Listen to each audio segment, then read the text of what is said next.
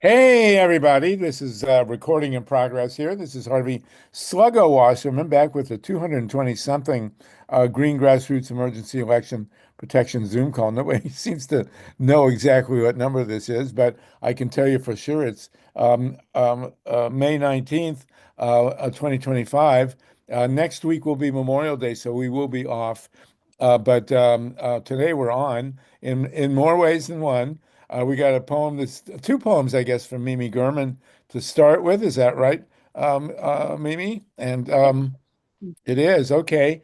And then I want to talk about my favorite, one of my favorite rock and rollers, Bruce, who stuck it to Donald Trump in a nonpartisan way. I want to tell my own little Bruce story. We're going to talk a bit about a terrible Supreme Court decision that's gone against the Venezuelan people. Then we're going to jump in with our favorite mayor of Waldport, Oregon, Mayor HEIDE.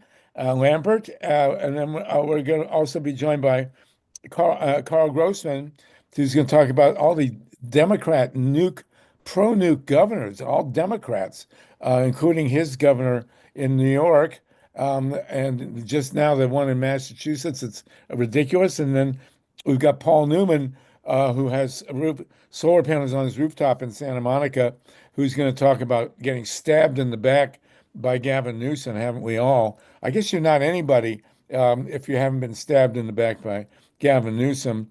I also want to talk about the second half hour of the first hour. We're going to talk about energy. I want to talk about Ann Arbor, my alma mater, which is going solar and to mini grids, microgrids is really a great thing.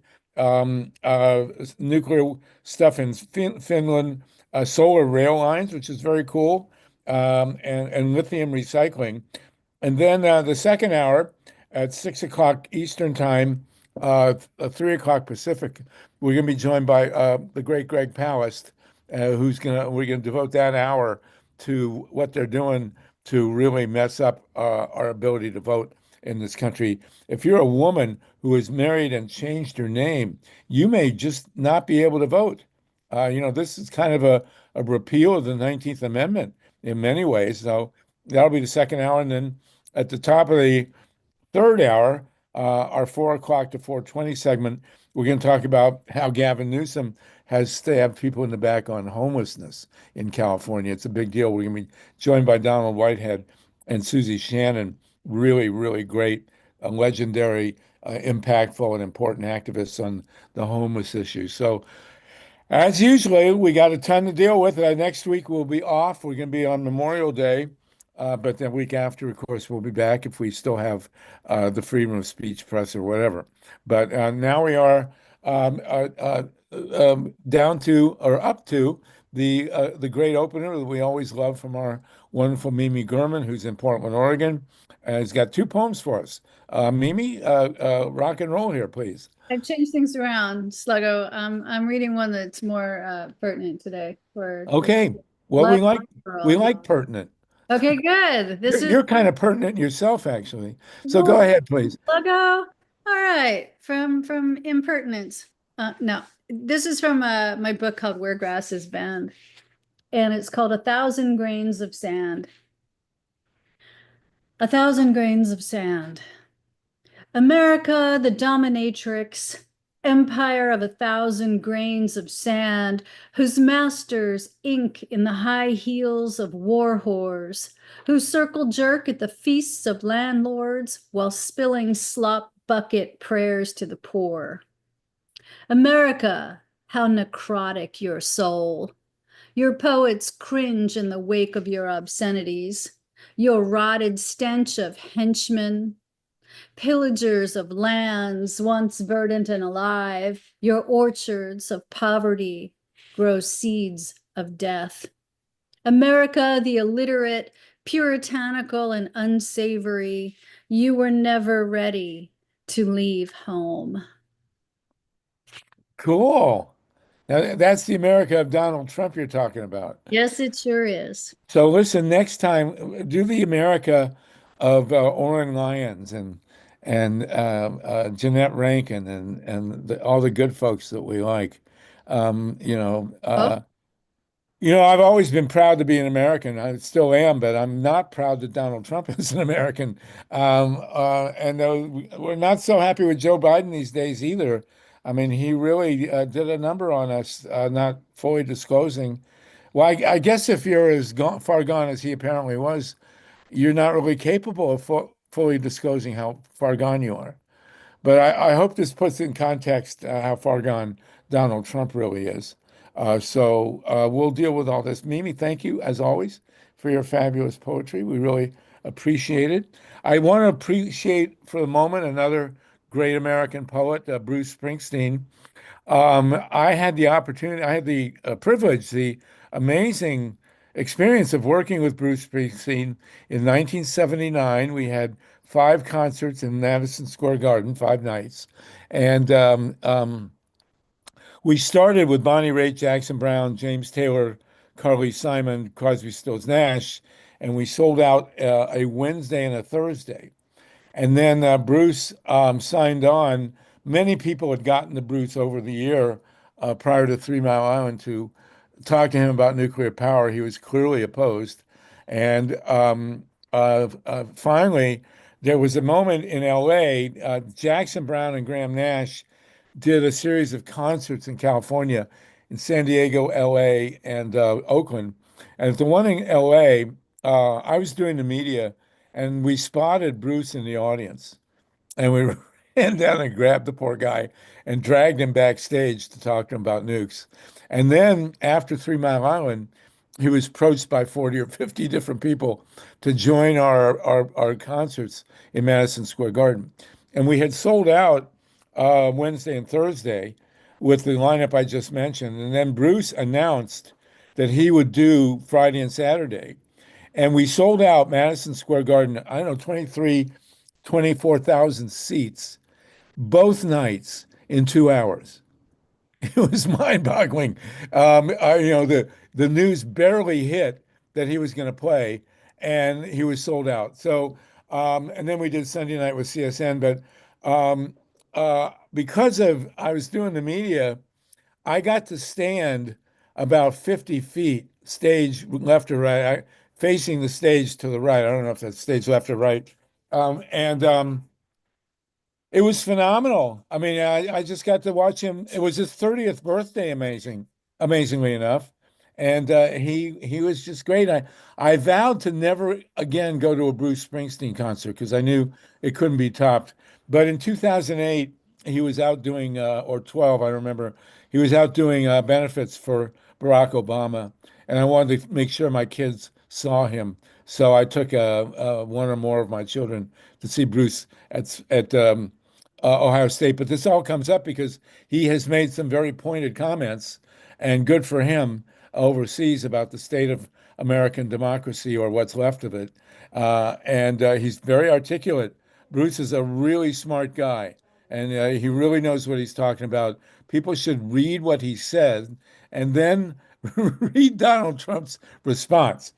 Donald Trump's response was to say that Bruce Springsteen was a no talent guy.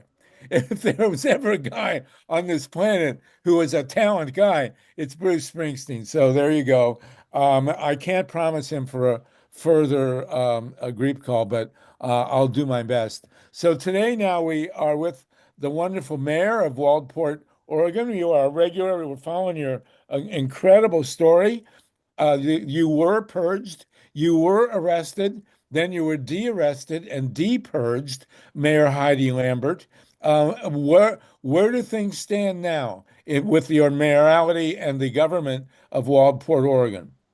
Wow. We have 70 people with us who are hanging on your every word, not to mention the ones on YouTube and beyond. So go ahead, tell us the latest. Well, so I'm so glad that you asked me to come back every week. When you asked me to come back, I was like, there's not going to be much to report. Justice goes slow. But not in this case. This Well, case has been fast. justice may go slow, but injustice goes very quickly. So, Yeah. Yeah, I guess that's what's going on. So, last week, I think I came and said, that the council didn't want this. Not only did they oust me illegally, but they also have canceled the last three meetings. So we've gone three meetings now without any public comment. And the whole reason they removed me was because they said that I was the only one who had complaints. They like to make I'm the problem, not the people have a problem, and that's why they voted me in. So my attorney wrote this really great letter that said, hey, you're in contempt of the court if you don't let her run the meetings and have a meeting. And so they did agree to have a meeting. It's this Thursday at 4 p.m. If anyone wants to come to Waldport, you're more than welcome. Well, I think Um, we'll rent a 747 and fly there from LaGuardia. So, just be prepared. well, I heard something like the Saudi Arabia wanted to give a plane away, so maybe you could get that from Yes, them. right. That's right. Yeah, So, yeah, so so let me ask you, there are six members of the city council, right? yeah. Are all of them against you? Yeah, yeah. They really wanted their best friend to be elected as mayor, and then when they weren't elected, they're bitter and they're mad about me. But then they really will not recognize that the court has put me back in. They're not recognizing that. Now, which court is this? What court put you back in? The Lincoln County A court, county court. a county Have they court. appealed it to a state court? Well, so it's interesting you ask that because I just found out this case is so how do I say this? The attorney who's defending me defended and won a case in January for a counselor named Counselor Ellis versus the city of Corvallis. That was a very contentious case. It also went up to the state Supreme Court. The person who defended the city in that case has come forward and has told the city of Waldport that they will defend the city of Waldport.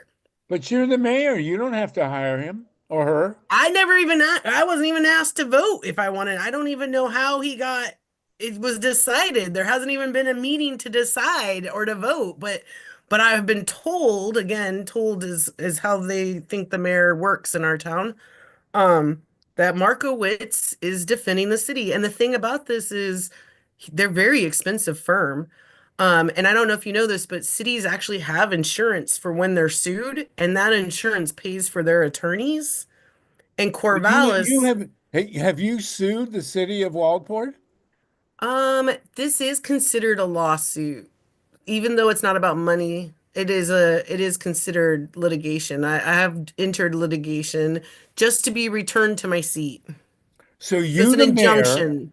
you the mayor are suing your own town, and the town, without so far voting, has hired a lawyer to oppose you. Yeah. Yeah. That's And exciting. what's really wild about it was that this happened just 6 months ago in a town less than 60 miles away from me, that Corvallis did the same thing to a city councilor. Same old what is it, charter rule that's super outdated. It's like 70-year-old charter rule. And this whole rule was to keep cronies out, not carnies, cronies. Well, carnies too. I mean, probably I too mean, small for a government. circus, but well, this is a circus. So the without having a meeting, the city council, on behalf of the city, has hired an attorney to sue the mayor. Yeah, and a very, very expensive one. A very expensive one. Not one that their insurance would pay for. Well, can you veto the hiring of this mayor of this law firm? Well, you would think that I could just ask to see the contract, but they won't even show me the contract. So we've done a public information request for that contract and for who's paying. I'm asking who's paying this? Because Tell I them to think, do a bake sale. well, it could be, I guess, that independent people can pay for attorneys for cities. So that's a whole other Yeah, rabbit hole. I bet they're not going to pay for it personally. They're gonna try and stick the city. So, is there any way that you can arrange a special election to recall the city councilors? So there is a group of people in town who are working on that. There is a group of people who are doing the recall. I personally have been focusing on just trying to work with this group. Again, they told me that they're having this meeting Thursday. I have never received an agenda. I haven't been asked to add to the agenda. I haven't even gotten a packet about the budget. I mean, they're pretending like I don't exist. Are That's they, their have they MO. threatened to arrest you if you turn up at this meeting of your own Well, city council? they tried the last meeting, remember? And the Yes, they police did. said they They did wouldn't arrest you. come. Yeah, they said they're not, that I have the judge order that gives me my seat. Like I can stay in my seat. They just don't want to recognize it. I mean, you couldn't make this stuff up, but this is America 2025. So, and I guess anything goes, right? Well, we just saw the mayor of Newark, New Jersey, arrested when he wasn't protesting. Right. Right. And He he was was not touring, on right? what's I was told he was touring a prison that did not have No, an he had occupancy finished the permit. tour. The mayor of Newark, New Jersey, and I'm about 20 miles from Newark, New Jersey right now. And what you're looking at behind me, by the way, is the an outdoor classroom at where I taught in Columbus, Ohio. So we're all over the map here. But the mayor of Newark, New Jersey, with three U.S. Congress people, three members of the United States Congress, came to inspect a facility and the mayor went in. I don't remember if the Congress people went in, and then they asked him to leave, and he left. And he was outside on public property and was arrested, even though he was not protesting. He made it clear he Yeah. was not protesting. They arrested him, and then they more or less apologized. And but you were arrested, right? And then did they cuff you? Did they put handcuffs on you? No, they didn't need to handcuff me because I was going with them willingly. Yeah, but they still love to handcuff people. Yeah, it's true. It's true. And they did have zip ties, but luckily they didn't get them out. Oh, all Again, right. Sluggo, The there. one time that I was ever zip tied, I was arrested with Greenpeace in 1991 at the Nevada test site. And we were about 50, 60 miles from the nearest county jail. And so the federal marshals came in and they zip tied all of us and they put us on a school bus. There were like maybe 50 of us on the school bus. And thankfully, one Greenpeace guy had nail clippers. And by the time we got to the jail, we were all free. We Sluggo, just passed the nail clippers around and Sluggo, I cut all want the to, zip I ties. want to, I want to add to what's going on with Heidi's situation. Heidi, can I add? yeah, please, Mimi, please. So we have definitively found out that city council is run by Heidi, by the mayor. The agenda is made up by the mayor. It is created by the mayor. And what the 6 city councilors are doing is, first of all, not including her in any emails. That's the first. So she finds out about things like through the grapevine, and also is not allowed, well, that's going to change this week, but has not been allowed to create any agenda items or run the meetings.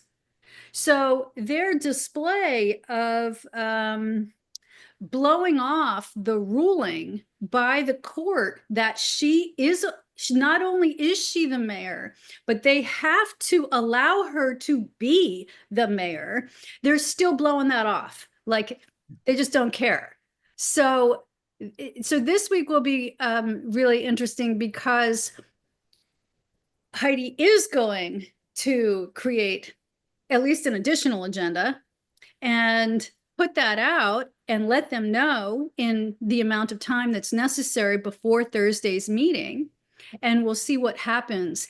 If they don't allow Heidi to run the meeting and create the agenda, they are definitely in violation of what's basically a court order. So you Yeah. can have them arrested. I think you Yeah. should show up at the next meeting with a bunch of hand ties, ready to. We have 82 people now with us, and the question then becomes, how can you? I assume you've got a substantial percentage, if not a majority of the town on your side. Is that right? Yeah. I think that what's I mean, you complicated got is that elected mayor, right? yeah, I did. I got elected. But the thing is that we're talking about a really small town in rural Oregon.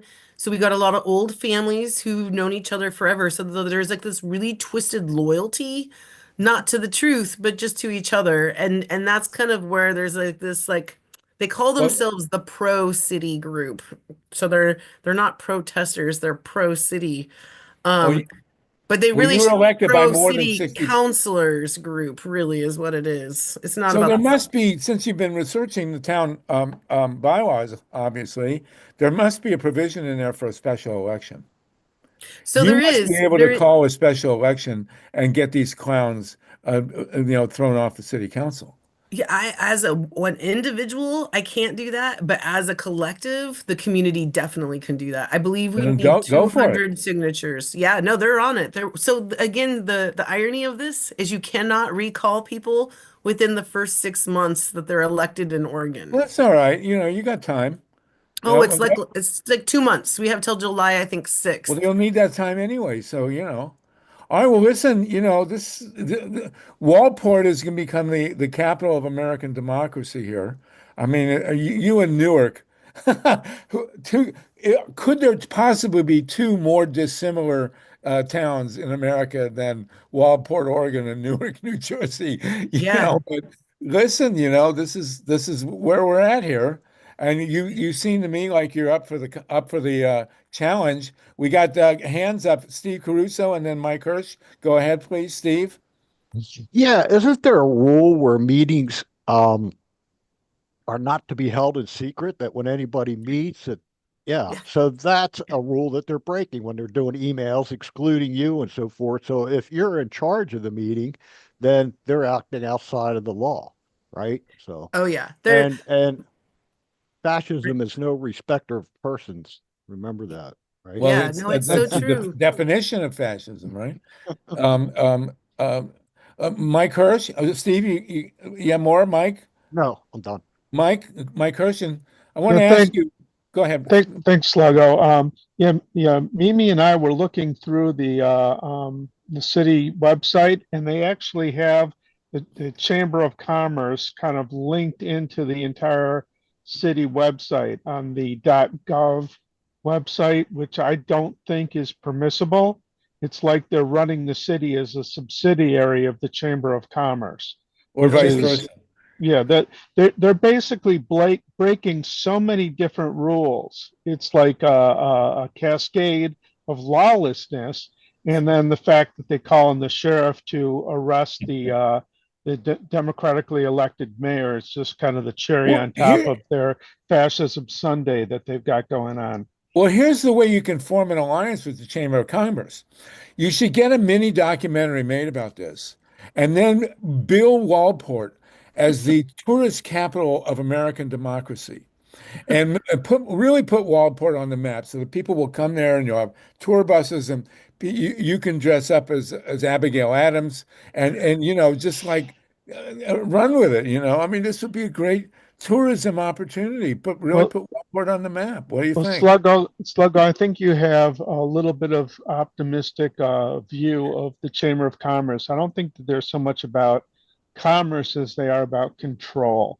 And what they have is they've got a bunch of handpicked cronies, a little in crowd that have been running the city or the town to their liking. And I did a little more research this morning, only to find that they ran off a previous mayor who was one of their buddies, who I guess Yeah. wasn't buddy enough with them. So this Yeah. is a group of, like, if you think about like the mean guys or the mean girls in high school or middle school, that's what they're acting like. Like, you can't sit Well, with us and you don't have cool shoes or whatever.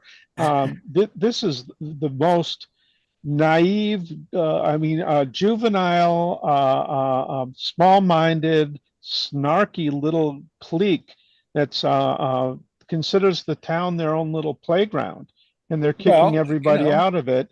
And thank you so much, Mayor HEIDE, for standing up to this. well, I here's know that one. this wasn't a fight that you were looking for by any means, and yet here you are sticking it out. So thank you. We've got your back. We're not gonna step back from this. We're going to support you. And Sluggo, your point about recall elections and special elections, yeah, I did the research on the Oregon rules, and of course, Mayor HEIDE, you're right that there's 6 months where people get a chance to serve before they can get kicked out. But that 6 months is close to over. And I do know that there are a lot of people who are outraged and are going to petition to get these clowns recalled. And then we can elect some public-minded people who just want to work for the town, not whatever these clowns are doing. So Well, I Yeah. will good slightly luck to that. I will Thank slightly you. disagree with you, and I'm going to call on Mimi.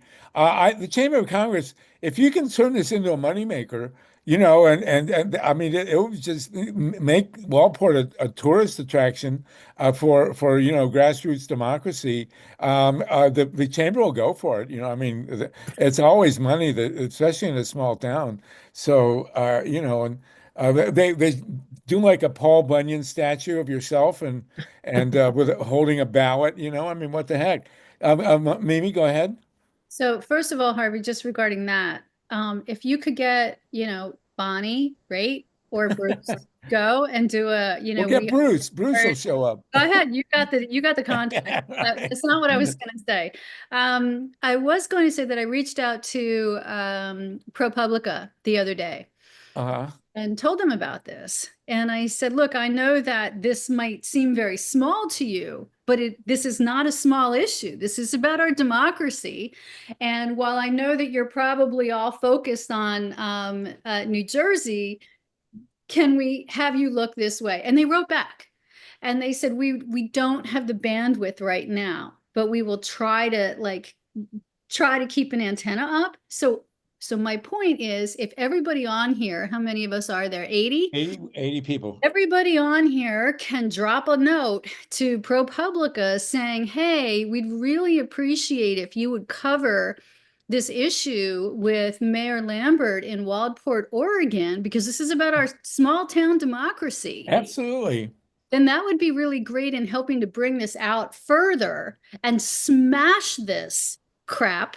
So HEIDE can go and do her job, democracy wins, and we can move on. Well, Yeah, it and I occurs to think me. Oh, go ahead, Heidi. I was just going to add to that and just say that this really, because this can happen to me in my little town, like this can happen in any little town. And Absolutely. also to see these attorneys care. But again, like I'm told that it's very rare to have two teams of attorneys fight over the same fight with the same people. Like this is definitely this is constitutional. This is a big Well, deal because this charter of what they're using to out me with is really it's about outing everybody who they don't like. well, there is a New York Times columnist from Oregon, Nicholas, what's his name? Nick, he's very pro. He also ran for governor and got Yes, got clobbered. But yeah. this is something that we should get to him. This I is a can't. good idea, Sluggo. I will do that. Oh, well, yeah. Okay. What's his last HEIDE, name? I I'll can't cover that. remember. Yeah, Nick, whatever. yeah. But Okay. okay, listen, this is great. Heidi, thank you. We do want to get, a cultural exchange going with you in Newark. We will eventually get to the mayor here and 3 Congress people. Yeah, And Trump wanted to have them removed from Congress. They yeah. weren't protesting either, for God's sakes. No, So, because when you're talking about a house that only has so many votes ahead or so many votes yeah, behind, then they start taking people out to control those votes. And that's exactly. essentially what happened to me is I'm asking where certain money's being spent. Sluggo, you're talking about us becoming a tourist town. It's kind of funny, the irony. I have to just share this with you.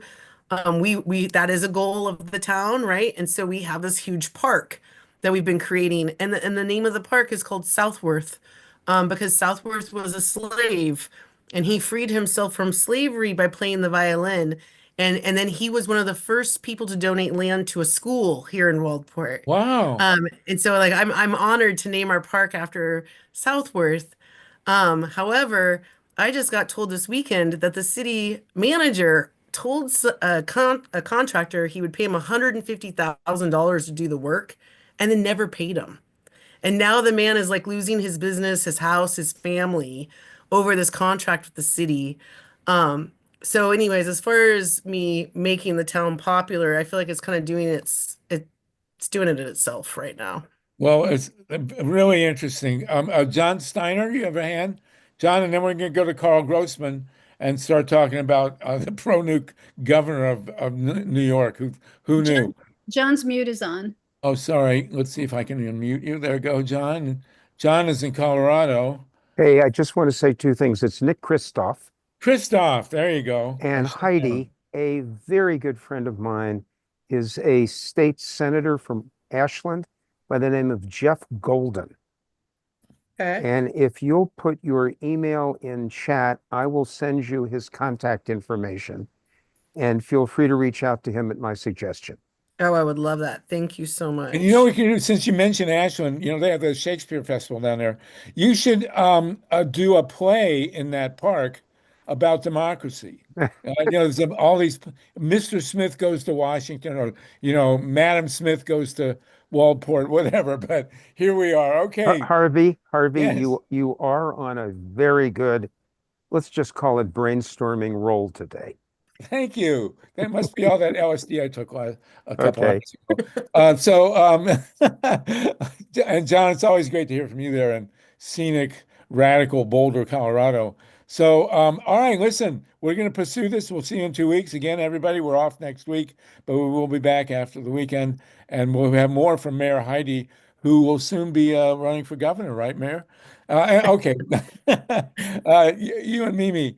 Okay, so listen, what an amazing thing. What a great story. Who could have made this? Did you have, in your wildest dreams, Mayor HEIDE Lambert, when you ran for mayor, did you think anything like this would happen to you? No, I really There didn't. you I go. thought I was gonna like kiss babies and be in parades and get Well, you cupcakes can and still stuff. you can still do that. I mean, come on. Well, the city All manager right. canceled the parade. There's no parade. All right, thank you very much. This is wonderful. It's just wonderful stuff to hear. And KARL GROSSMAN, you are also with us now. You are a nuke slayer. You helped shut the Shoreham nuclear plant. I have had the rare opportunity to be on your sailboat in Long Island. We just did speaking of celebrities, we just did a luncheon in New York City for Joe Mangano, the great cancer researcher on nuclear, with Alec Baldwin and Christie Brinkley. I got to tell you, they're both wonderful people. Christie Brinkley is as nice, and I didn't get to talk to Alec Baldwin this time, but I did talk to Christie. She's fabulous. She has a new book out, by the way, which I'm going to have to get and review, called Uptown Girl. I forgot that she was married to Billy Joel, and that song, one of the great songs, is about her. But she does have a book out. And KARL, you were there, and you want to tell us now about yet another Democratic governor going pro-nuclear. This is just hard to bear. So go ahead, KARL GROSSMAN, the great. I'm unmuted, right? Yes, I am. Yes, you are. Yeah, and let me just review the story. It was on Counterpunch last week, and I also spoke about at the event, the Radiation and Public Health Project event in the city in Manhattan. Let me just read from it, and I put it also on the chat. Governor Kathy Hochul, this is a quote, is making a major push to not only build new nuclear plants in New York State, but to make New York the center of a nuclear revival in the US, declared Mark Dunley. And some of you folks might know Mark. He's the chair of the Green Education and Legal Fund, and he also co-founded both the New York Public Interest Research Group and National PERG. And what Mark, I interviewed him, said that Hochul buys the argument that nuclear is carbon-free, Oh, God. avoiding looking at the life cycle of nuclear and its carbon footprint, which includes, he noted, significant emissions of carbon in uranium mining, milling, enrichment, fuel fabrication, and other points. The nuclear industry has been lobbying her, Mark said, to go along with it, and she has. Hochul has also become involved in promoting nuclear power nationally. There's something called the Clean Air Task Force. It's based in Queens, New York. It advocates nuclear power. and a National Association of State Energy Officials has just been announced, with Kathy Hochul in the middle of all this. The headline of the release from this task force: New York, talking about Kathy Hochul, leads multi-state consortium to drive nuclear energy development. I also interviewed for this piece Tim Judson. He's the executive director of the Nuclear Information and Resource Service, and he notes that Hochul made a specific priority in her State of the State speech in January, made nuclear power a priority. In this speech, she declared the economy of the future, microchips, fabrication plants, data center, and she goes on, all needs, and we're developing an advanced nuclear strategy. And then I shove in here, which is really important, when this advanced nuclear power plant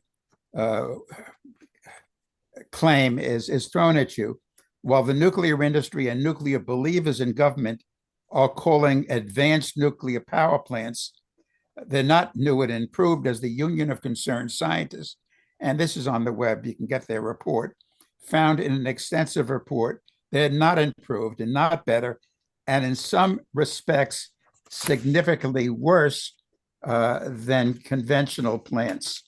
Then I went on here in the piece that Hochul is a Democrat, but also said Judson, and this is important, the New York Republican Party has been rabidly pro-nuclear. Syracuse Com website has reported Fort Drum, the U.S. Army base outside Watertown, this is upstate New York, could become the first New York site to try advanced nuclear technology. And then I quote from a letter from Claudia Tenney and Elise Stefanik, pushing advanced. And then I note here that Stefanik is a Republican frontrunner to challenge Hochul in election for governor in 2006. Gloria Schindel. It's unbelievable. Yeah, well, the piece goes on and on. Well, you've been a great chronicler of all this, and you were very significantly involved in shutting the Shoreham reactor on Long Island. But now the Democratic governors who are now supporting nuclear that I know of is Whitmer in Michigan, what's his name in California, Gavin Newsom, Maura Healey in Massachusetts. I mean, what's with these people? Well, I mean, I went through and it wasn't just Shoreham. It was always Shoreham Nuclear Power Station 1. There was 7 to 11 nuclear power plants proposed for Long Island in it went through the 60s, the 70s. It only ended in the 80s. Long Island, there's a 120-mile Long Island east of Manhattan, was to become, in the parlance of the nuclear promoters of the time, a nuclear park is what they called it. As to what's wrong with these people, I think it has to do with money. The money they get, political campaign contributions and so forth, by the nuclear industry. They've poured all kind of money into manipulating politicians, and also just straight off ignorance.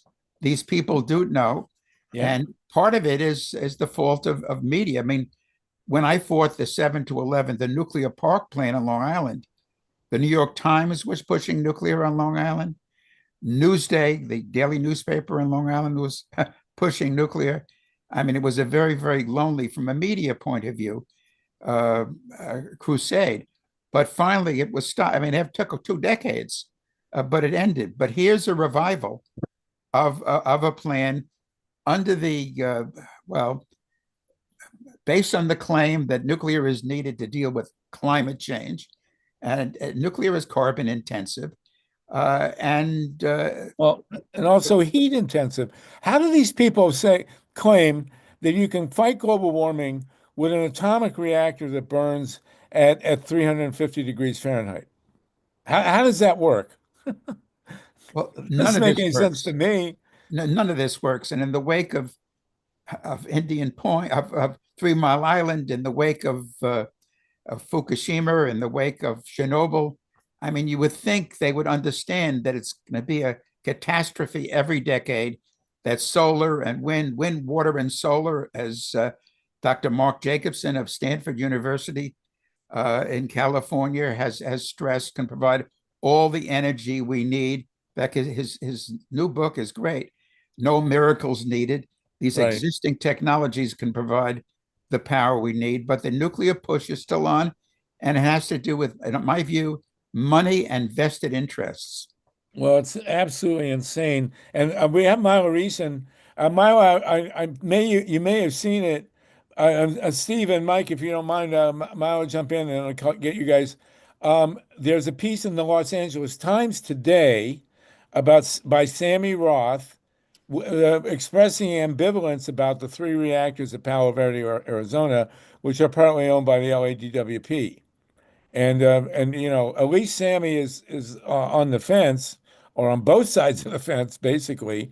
But why don't you jump in, MYLA RESON?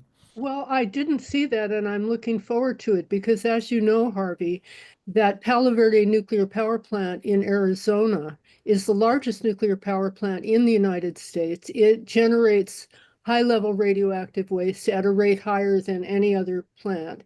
It's got the 3 largest reactors, and it evaporates. It's the only nuclear power plant in the United States that isn't situated near a body of water.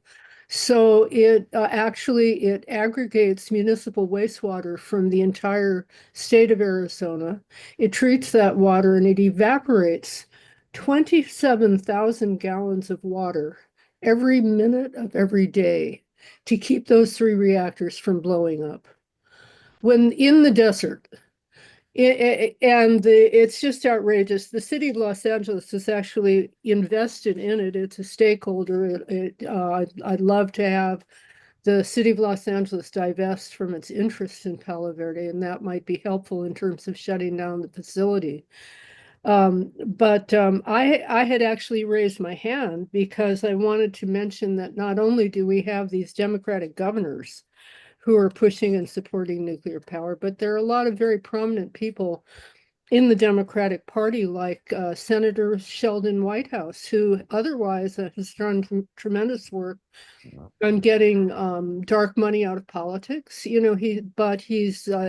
been an advocate for nuclear power, along with this newly elected senator from Arizona. I think his name is Ruben Gallego, who proudly on his website promotes nuclear power. Senator Brian Schatz from Hawaii, and numerous Congress people. So unfortunately, this is really a big It's problem. a plague. It's a big It's a problem. plague. Yeah, right. So anyway, thank you. I'm going to look up, was that in the New York Times or the LA Times? The LA Times, I'll send it to you. Oh, good. But Donald Whitehead, I know you're with us, and we are going to talk about homelessness, but Susie Shannon asked us to move to the top of the 3rd hour. So it's going to be at 4 o'clock Pacific time, 7 o'clock Eastern, and we'll have 20 minutes. I hope you can stick with us till then. Sluggo, if Donald can't wait, maybe we can hear from Donald and then hear from Susie, because Donald's taking some time. I'm fine to wait. Oh, thank that'd you be so great, much, Donald. And we're going to have a Wonderful. really interesting hour. The next hour, in 15 minutes, we'll be joined by Greg Palast, and we're really going to go deep into the massive assault on the right to vote. And we hope that you'll participate, and I will call you on in that. So let's deal with energy here until the top of the hour. We got the great KARL GROSSMAN with us, and I do want to take this opportunity. I've been going green for decades, but in my college career, I was blue because I went to the University of Michigan. I always like to say, Harvard turned me down.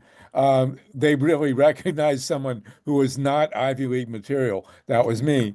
But I wound up going to a much better university than Harvard, which is the University of Michigan. There has never been a time in American history when the University of Michigan football team could not have crushed the Harvard football team. And we, of course, take that very seriously. We also had a much better student newspaper. So there you go. But Ann Arbor, which is one of the most wonderful places on earth, I loved Ann Arbor and still do, has made a decision to go green. They are going to go very heavily into renewables in Ann Arbor and do microgrids in the city of Ann Arbor. It's a very, very big deal, especially, and this I tell this, well, when we first start going nuclear, anti-nuclear, no nukes at my hippie farm in Massachusetts, I stumbled across a book called We Almost Lost Detroit. It was written by a guy named John G. Fuller, who was writing for that very radical publishing house, Reader's Digest, and couldn't get more right wing than Reader's Digest. And Carl, remember this, they published this book about how the Fermi nuclear plant, Unit 1 in Monroe, Michigan, almost blew up. Literally almost, it could have blown up. It was a fast breeder. It had liquid sodium in there. And this was on October 5th, 1966. And I'm reading this book, and about 20 pages in, I realized that I had been in Ann Arbor at exactly the moment that this plant was about to blow up. And I was on the paper. I was editorial director of the Daily. We had wire machines, the whole deal. None of us knew anything about this reactor near explosion that would have killed us all. And so here we are. But now Ann Arbor, it's 100,000 people. They could go totally green with microgrids. The whole deal is a very big deal. Carl, you should look into that. It'd be a great. I'll send you the links. It's a great article Please. to look at. I also want to very briefly say that Finland is now claiming they have a solution to the nuclear waste problem. They have a deep repository, or as we refer to it as a suppository, which they claim can go for 10,000 years. But as MYLA RESON well knows, having been in New Mexico, they opened a waste dump at Carlsbad, New Mexico, which soon thereafter had an explosion. So there you go. Let's go, Mike, very quickly, Steve, and then we'll go to Lynn Feinerman and HEIDE Vertauer. Mike, Steve, do you have anything to jump in with real quick? Yeah, real quick, Carl, please share the link to your article because it sounds absolutely fascinating. And I also want to thank you for keeping Long Island from becoming a nuclear park or nuclear, glow zone or whatever, because Dead zone. it's been quite a while, a few decades since I drove on the Long Island Expressway. But I can imagine what a nightmare it would be trying to evacuate Long Island in the event of a disaster. Right. The traffic is terrible on a regular day. And I think that at the very least, anybody who talks about maintaining these plants needs to show an evacuation plan that would save people's lives. And then the answer is they wouldn't be able to come up with one because No, Long the Island. traffic's Mike, Long Island had a perfectly valid evacuation plan if Shoreham blew up, which was to swim to Martha's Vineyard. right. Yeah, exactly. That's how it was going to happen. So Well, if you were on the ocean side, that might be a little difficult. You'd have to well, go you could the long run. way You'd have to around. run across the island, but Yeah, it's a yeah. Actually, there was a Go ahead, Carl. public official in Long Island named Joe Caputo. This is serious. And he said, if it's the winter and the Long Island Sound is frozen, no, really, this was his position. People could ice skate to Connecticut. I mean, to show you the idiots, talking about idiocy. That's crazy. I posted the URL for the article, Thank which you. again was on Counterpunch, high up in the chat, but also down in the chat. I have this national TV show called Enviro Close-Up, and what we currently are showing is Dr. Helen Caldicott and Nuclear Madness. And she's as sharp as she ever was. And Yeah. she's, well, again, it's madness. It's all madness. Right. And Thank you so Helen's much, fabulous. Carl. Thank you, Carl. Thank you, Mike. Go ahead, Steve, then Lynn, then HEIDE. Steve, did you have something you want to jump in with? Yes. So quid pro quo. All these guys come out cocksure that nuclear is going to solve their problem. Meanwhile, there seems like there might be a slight back off of that, but with this revelation, God knows, like in Ohio, we had earthquakes here caused by fracking recently, and the state's backed off, they're shutting that down, but this is actually injection wells. So at some point in time, can we put a self-harm clause in against these people? I mean, these people, I'm serious. And this Right. is ridiculous. They're harming not only themselves, but everybody else. It's just Right. too much. Well, So, and I have to point out that for a long time, the Perry nuclear plant on Lake Erie was the only American atomic reactor to be damaged by an earthquake. And it's now been damaged a second time by an earthquake in Perry, Ohio. And guarantee you, growing up in Ohio, no one ever talked about an earthquake. But there you go. Lynn Feinerman and Heidi. And I want to talk very briefly before we get to Greg about the article that's run at the Free Press now about using business cards for QR codes at rallies. But go ahead, Lynn Fireman and Heidi. Yes, I think that we need to keep in mind the political context here and the fact that nuclear has been on the verge of bankruptcy in this nation for a long time, and they are gambling. They are gambling with all of our lives to make money. And so they put a lot of money in the pockets of people like Gavin Newsom, and they spend everything they can spend in order to make sure that the people are thwarted. In California, the people said, shut down Diablo Canyon. They made it very clear. And so what we're looking at here is a Hail Mary gamble, has nothing to do with energy or with providing appropriate energy. It has to do with the fact that these nuclear power plants and nuclear power companies are going bankrupt. And so they're spending their final money on trying to influence politics. And this is what Hochul is about. This is certainly what Gavin Newsom is about, along with PG&E. And you know, it's also about thwarting public energy. After Paradise, PG&E, there was a huge groundswell to make PG&E public, to stateize energy in California.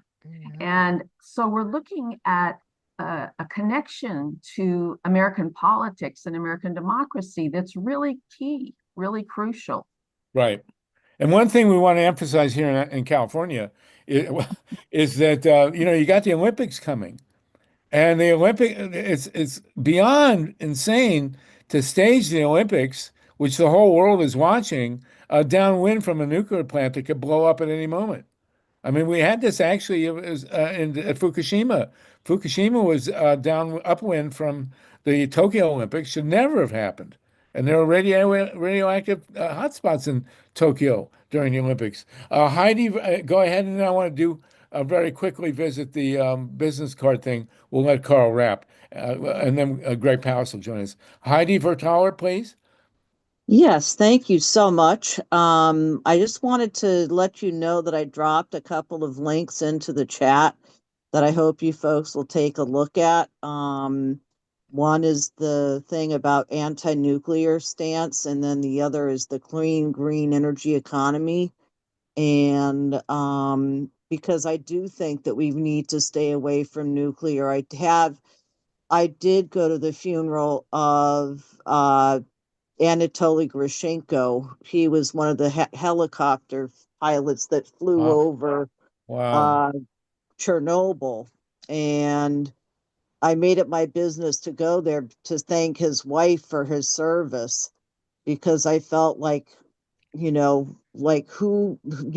this woman needs to be thanked for his heroic work. And so there's this stuff about that, and there's stuff about Fukushima and all kinds of stuff in my post. Well, thank you for that, Heidi. We definitely really appreciate that. I will say that I spoke in Russia, Kaliningrad, in the 10th anniversary of the accident at Chernobyl, and that was in 1996, and I met many of what we call liquidators.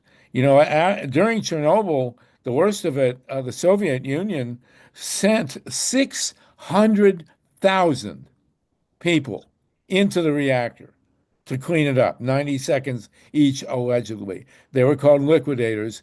And I met these guys, almost all men, when I spoke at a rally at the 10th anniversary. And I have never met angrier people. I mean, these guys Wow. are just, they're all dying of cancer. They'd all been forced in there against their will. They all knew what was going on. And that's one of the reasons the Soviet Union fell, is because, they were the only analogous group I can think of was the Vietnam vets against the war, who were also really fierce. And but anyway, Heidi, thank you for that. We appreciate it. And Carl, stick with us. We're joined by Greg Palast, who can give us 4 minutes, Greg, and we're going to start with the democracy. I do want to mention that we've put out a piece thanks to Lee Felsenstein, which is at freepress.org and on our website. Steve, maybe you can show suggesting that there's going to be tens of millions of people at rallies going forward now with the U.S. on the brink of fascism. And we've been discussing how best to organize these people so that the rallies don't turn into photo. Oh, there's Lee. Hey, Lee. We do want to. We came up with an idea. It was really Lee had at the base of a lot of it that the organizers of these rallies should consider giving business cards with QR codes on them, so that the business cards should be printed on hemp or recycled paper, and they should have a QR code that will lead them to a website established by the local organizers. And Lee's suggestion to be on colored paper or with colored ink, so that they can't be counterfeited, and that would be a way to have people follow up. And leaflets have been tried. It's not a good thing because people don't hold on to them, and they get thrown away. There are gathering signatures, of course, is the time-honored way to do that. I have done that, and it's really inefficient. And you wind up with bad, at least 10-20% of the emails that people give you are bad, just for bad handwriting, and then bad transcriptions. Lee, did you want to add to this? The article about it is at the Free Press website. Steve just flashed the link. Lee?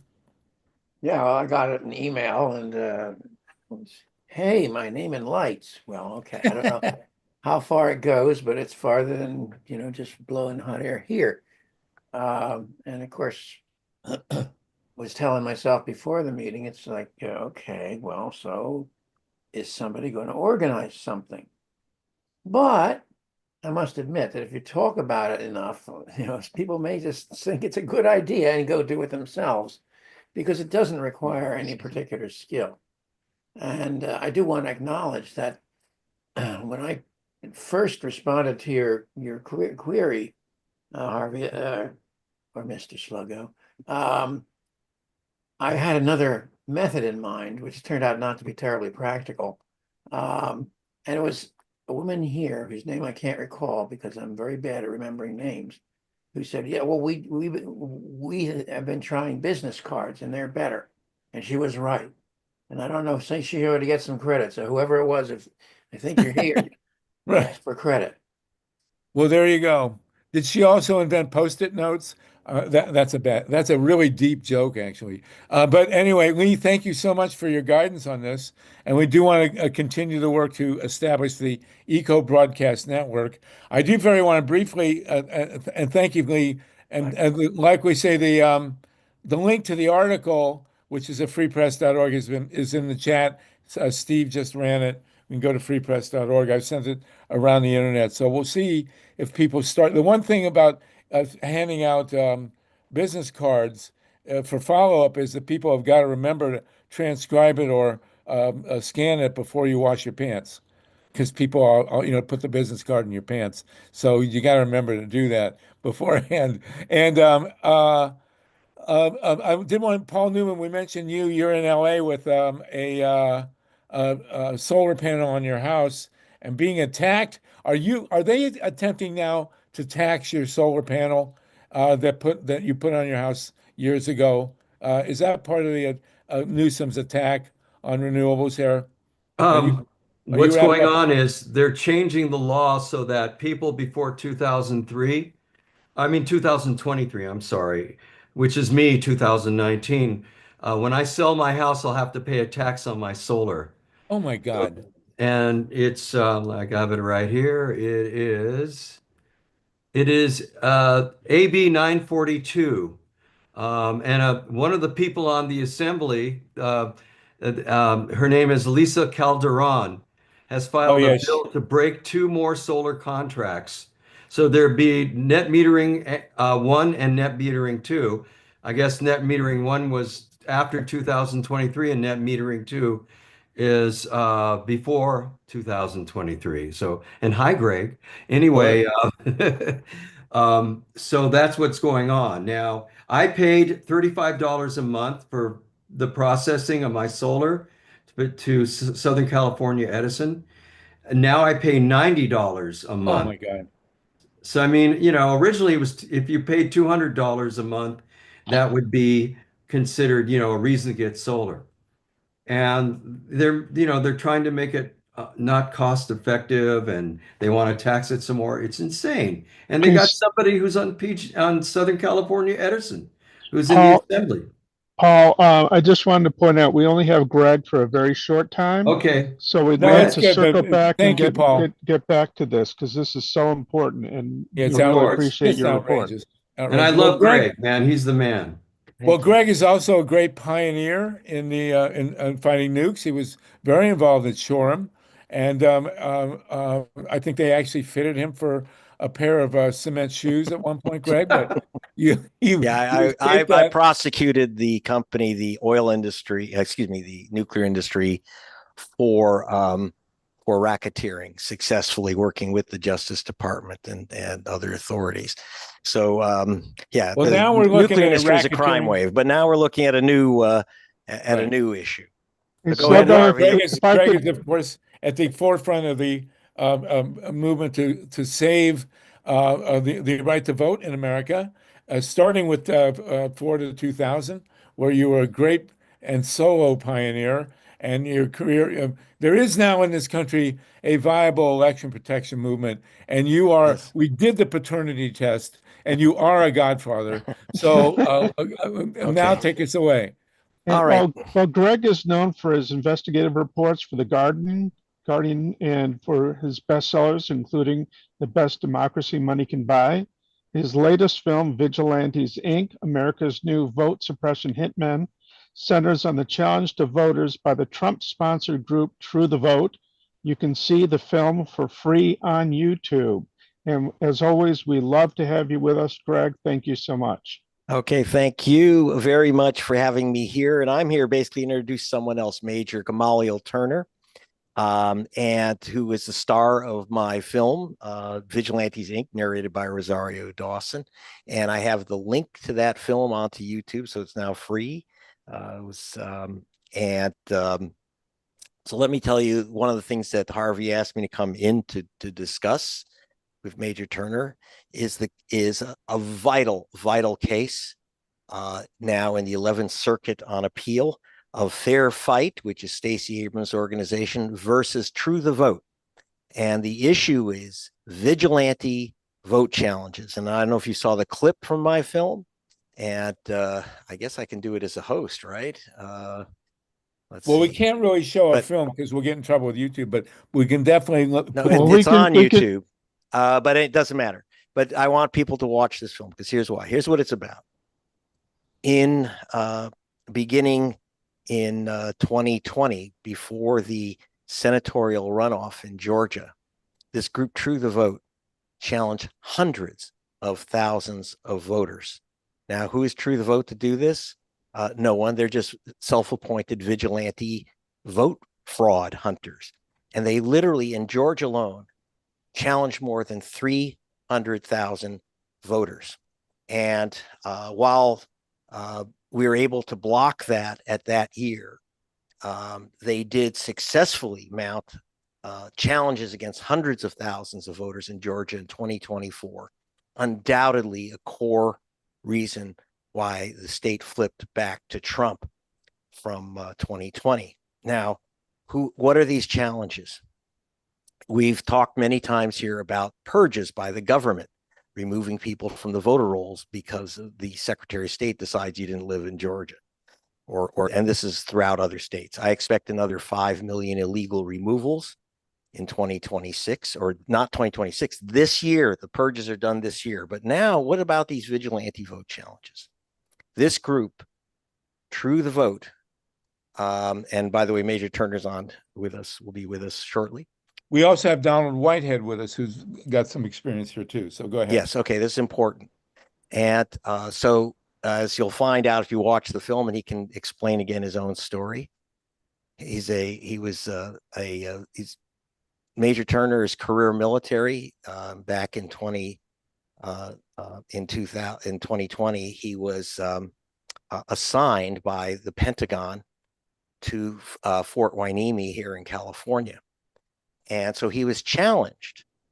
He did not get his absentee ballot. And, you know, even if you're a black soldier, you're allowed to get an absentee ballot. So he called up, and he'll explain it. He called up his office and said, well, where's my absentee ballot? He said, Mr. Turner, you have been challenged.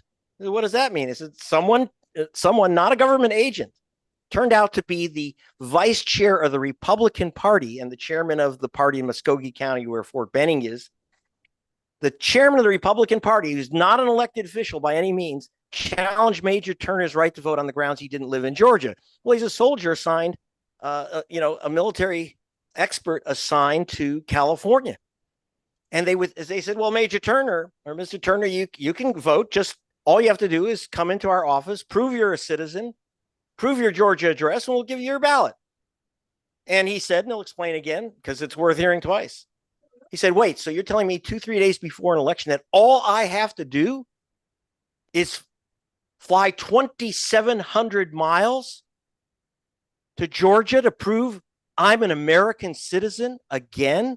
Now, I haven't said, but you can probably figure out that Major Turner is an African American. And as you'll find out in the film Vigilante, they picked on the wrong guy, because his father, Reverend Harold Turner, was one of the co-founders of the Southern Christian Leadership Conference with Martin Luther King. In fact, ultimately, to get his rights back, he did ultimately fly all the way to Georgia. But imagine what you have to do to get your vote back. And he did sue to get his vote counted.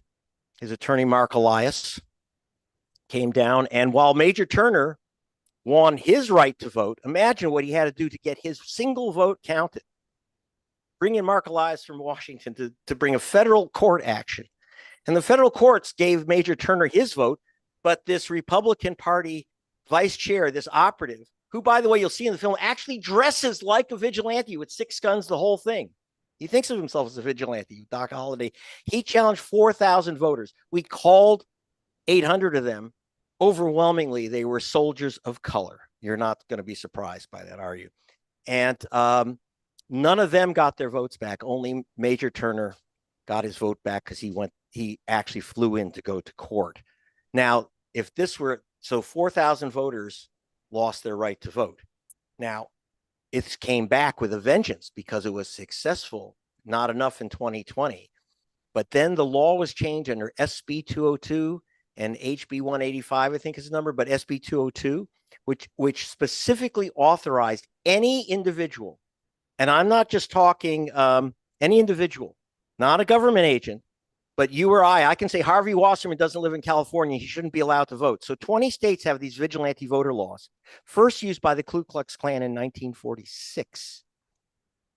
And that's where that comes from. It's a Ku Klux Klan plan revived by this Trump Front organization, True the Vote, out of Texas. In the last election, they challenged by August. They rolled it out after Georgia. They rolled it out nationwide. And by August of last year, of the election year, True the Vote alone challenged over 300,000 voters. These are vigilante voters. They had no basis for any of these challenges. And in Georgia, because it was now authorized under SB 202, I was told by Gerald Griggs, the president of the NAACP, I don't know how many challenges came through at the end, but he thought 300 challenges in just Georgia, 300,000 voters challenged. This was barely covered in the press, and this flipped Georgia. Now, Major Turner has continued his fight, and he'll tell you what he's gone through. But right now, to know that Fair Fight sued True the Vote, for intimidating voters, a violation of the Voting Rights Act, what little is left of the Voting Rights Act. And Major Turner story was central to the court case. Unfortunately, they made, frankly, be very straight, Stacey Abrams' lawyers made some strategic procedural errors, which were caught by the judge, unfortunately. For example, my film, which I don't hope you'll all see, I'm going to require you to see Vigilantes, Inc., America's New Vote Suppression Hitmen, so you can meet Major Turner on celluloid and his whole wonderful family, and meet the SOB, this guy who dresses up like a vigilante. You'll meet him too, because Major Turner confronts the man in his own house, and you'll enjoy that. So download or go to gregpalast.com, download it, or just go to YouTube. But what happened is that the federal district judge noted that, for example, you can't use a film as evidence unless it's quite a procedure. I'd have to fly in and verify it, etc. So because the film was not, in the end, was excluded from evidence, and much of Major Turner's story was excluded from evidence, the court basically threw out the Fair Fight lawsuit because they couldn't, because of technical matters. So it just went to argument before the 11th Circuit, the appeals court in Atlanta, I believe. And two of the judges, I'm just about done, excuse me. Two of the judges, and this is vital, two of the judges said, well, yeah, there were procedural errors on the part of Fair Fight, but this is not about procedures. This is about every American's right to vote. And so now I'd like to introduce retired Major Gamaliel Turner, who is joining us from Georgia, from Muskogee County, correct, Major? Correct. If you could hear me, great. Yes. Okay. Well, thank you very much, and I'll listen for a bit, but then I have to go back to my edit on my new film. Yes. Go ahead, Gigi, please. yes, Gigi, great. Thank you all, and for those that have dialed in, thank you for this opportunity. Just to share a little bit of my story. As Greg had indicated, it is captured in Vigilantes, Inc. I implore you to go out there and watch it. Yes, it talked about actions leading up to the election, but it talks more of the soul of America. As I was scrolling through the participants, I noticed that most of y'all were born before 1970, which is a good thing. So you understand America. What I will give you, what I went through and what others have gone through their entire life over the last 3 generations or the last 300 years in America is atrocious. I just want to vote like everyone else. And it's not as simple of a thing. I have a right to vote.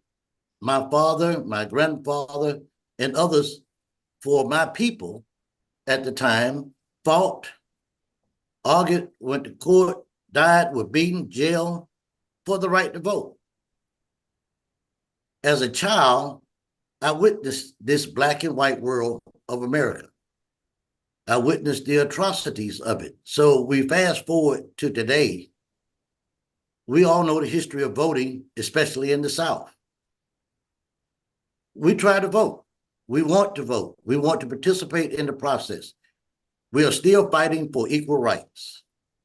And here I am, the veteran, fighting for my country. The first thing I did was register my absentee ballot as a Georgia resident to make sure that I did not miss the elections leading up to the primaries and leading up to the general election. To have had a little bit of administrative problems leading up, but not enough to be concerned. And then all of a sudden we have the general election, and we are in the midst of a runoff, and everybody knows we have less than 30 days in between the runoffs to get the ballots out, to get them signed and get them back in.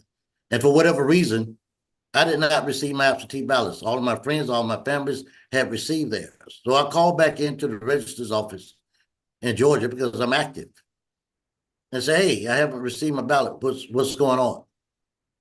And what I got was, Mr. Attorney, you've been challenged. What is that? The register didn't even know. What it came down to was I had been challenged by an individual using my change of address submission as not being a citizen of the state of Georgia or a resident of the state of Georgia. I am very proud of being from Georgia. I've paid my taxes in the state of Georgia my entire military career. I've owned a home for 20, 30 years in Georgia. My car is painted the same color as Atlanta Falcons. So I am more Georgian than anybody else could be. I even live on, my family is right there on Martin Luther King Drive in Atlanta. So I'm all about the Peak State. But to find out that I was challenged for no reason at all, as far as I'm concerned, it threw me. Imagine in your life that all of a sudden somebody told you that you were not a resident of the state, that you could not vote, even though you voted 7 times in the last 8 months. And all of a sudden here, 3 weeks before a runoff election, a vital runoff election for the state and for our nation, that you're told that you cannot vote. In the documentary, Greg asked me how did I feel about it. And as a airborne ranger, infantry guy, emotions swelled up in me that I have not felt since I was a child. I even asked Greg to get it out of the, take it out of the documentary because I didn't want anybody to see me like that. I did not know who that person was. But here recently, I've played back in my mind, why is that so? It is the trauma of coming up in a segregated South. The trauma of hearing Martin Luther King, and I'm not just saying this casually. My father was Ralph David Abernathy's assistant pastor, still the assistant pastor of West 100th Street Baptist Church. Abernathy, as we know, was King's #2 guys. We all lived within 4 or 5 houses of each other, or 4 or 5 blocks of each other. So as a child, and I was the oldest child of all of their children. So we grew up not knowing what was what, but I grew up with the fear of the Jim Crow South. I grew up in a segregated South. I was not allowed or able to go to an integrated school in my life. I graduated from an all-Black institution, HBCU, at Fort Valley State. I'm saying all of that to say, the Black man and his vote, and the mere fact that we cannot vote equally and freely without pause in America is atrocious. I love the fact that you all are focused in on voting. I love the fact that you're focused in on the right to vote and counting every vote, because that's what our whole nation should be about. I know that that's what I am about. No one should have to go through what I went through, to have to pay to vote. Greg talked about the 3,000 and some votes in Muskogee County that were challenged by the head of the Republican Party. Here's my care and concern. He told me, not on camera, I wished it was. He told me, I am going to find out what happened. I am upset with them. They were not supposed to not mail you your absentee ballot. You see, that in itself shows a plan. If I received my absentee ballot, I would have voted via absentee ballot. I would send it back, whether it was received on time or set in the corner. My ballot prior to the election was already programmed not to be counted. along with the other 3,000 votes. We received no notice of being challenged. Even after the court ordered that we were to be allowed to vote, there was no notice other than to me that the other 3,000 some folk could vote. Now, mind you, the average age of the individual that's probably got caught up in is either some military guys, some senior citizens. But when you go to vote and you don't understand the full process, because it has been a lifelong process of denial for us at the ballot place. And you're told, well, there's something wrong here. You've been challenged. So what does that mean? Well, here's a provisional ballot. You take this over there and fill it out. If it was not for the courts, no telling what would have happened to those provisional ballots. Even today, I could dare tell you that the people that did not get their ballots did not get their ballots. They did not get the vote. The people that were given the provisional ballots, their votes were not counted. When you talk to an election like the one that we had, or even in Georgia, where my 11,797 votes, every single vote counts. They know that. And in this particular case, when we try to preach to everyone, it's important that you vote, that one vote can make a difference. In this particular case, my desire to vote and follow up on my ability to vote, open up the door to expose the intimidation of every possible candidate, voter that they could pull in the state of Georgia. 3,000 in Columbus, Georgia, and over 30-some thousand in Cobb County. And if you know anything about Georgia, that's where the majority of the minority votes come from. I'm going to stop there because I'm quite sure that there are some questions. I know that we're on the clock, but if I don't get back to you, thank you for having an opportunity and to speak to you. And I will only give you one thing. When we talk about voter intimidation, you cannot apply the 1960s Jim Crow voter intimidation, because that's yesterday, to burning, hanging, being fired from your job, your house burning down. We must look at it in today's light. In today's light. And that's taking advantage of the uninformed for putting a little bit of intimidation, a little bit of fear back into the minds, hearts, and souls of those who are already being intimidated every day about their right to vote. Thank you. Well, that was pretty mind-boggling. I want to go back to Greg, and then we'll go to Ruth Strauss, who is actually from Alabama. But Greg, do you want to jump in and continue this? And thank you so much for this. It's mind-boggling to hear this. Go ahead, Greg. Greg Palast, are you still with us? We might be a little, see if get Ruth in there. Okay, Ruth Strauss, please. Go ahead, Ruth, and Gamaliel, if you'll listen in. Ruth is from, what town are you from in Alabama, Ruth? Mobile. Mobile. You were stuck inside of Mobile. Mobile with the Memphis, Blues again. Absolutely. And I am grateful that I was born in Mobile, Alabama, because it informed my politics, and I was politicized by the time I was 5 years old, and that is no joke.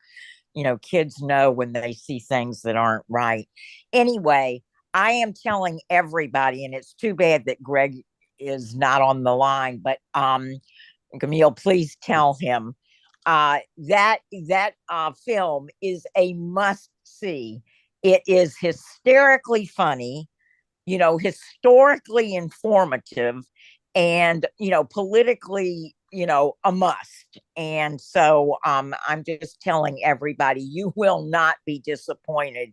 You will be, motivated by fear and anger to get out and do something. And it really is, it's very entertaining as well as alarming and a great motivator. So people need to watch it. That's all. The movie is called Vigilantes Inc. Right. Yes, and Gamilio, you're a major, is that right? I am major retired. 20 years of service. We're going to call you Major Turner, if you don't mind. And Not a problem. Mike Hurst, did you want to jump in with this incredible story? And also Donald Whitehead, you're on the line. If you want to jump in, it would be great to hear from you about this as well. Yeah, absolutely. Thanks, Sluggo. Yeah, I've seen Greg's movies several times each, and nothing is more horrifying to me than what these state laws have empowered a bunch of literal vigilantes to do.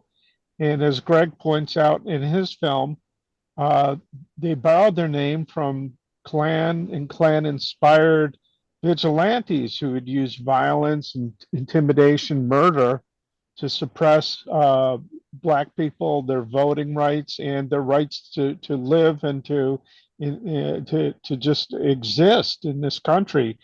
And it's a very sordid, blood-soaked narrative that goes back centuries on this continent.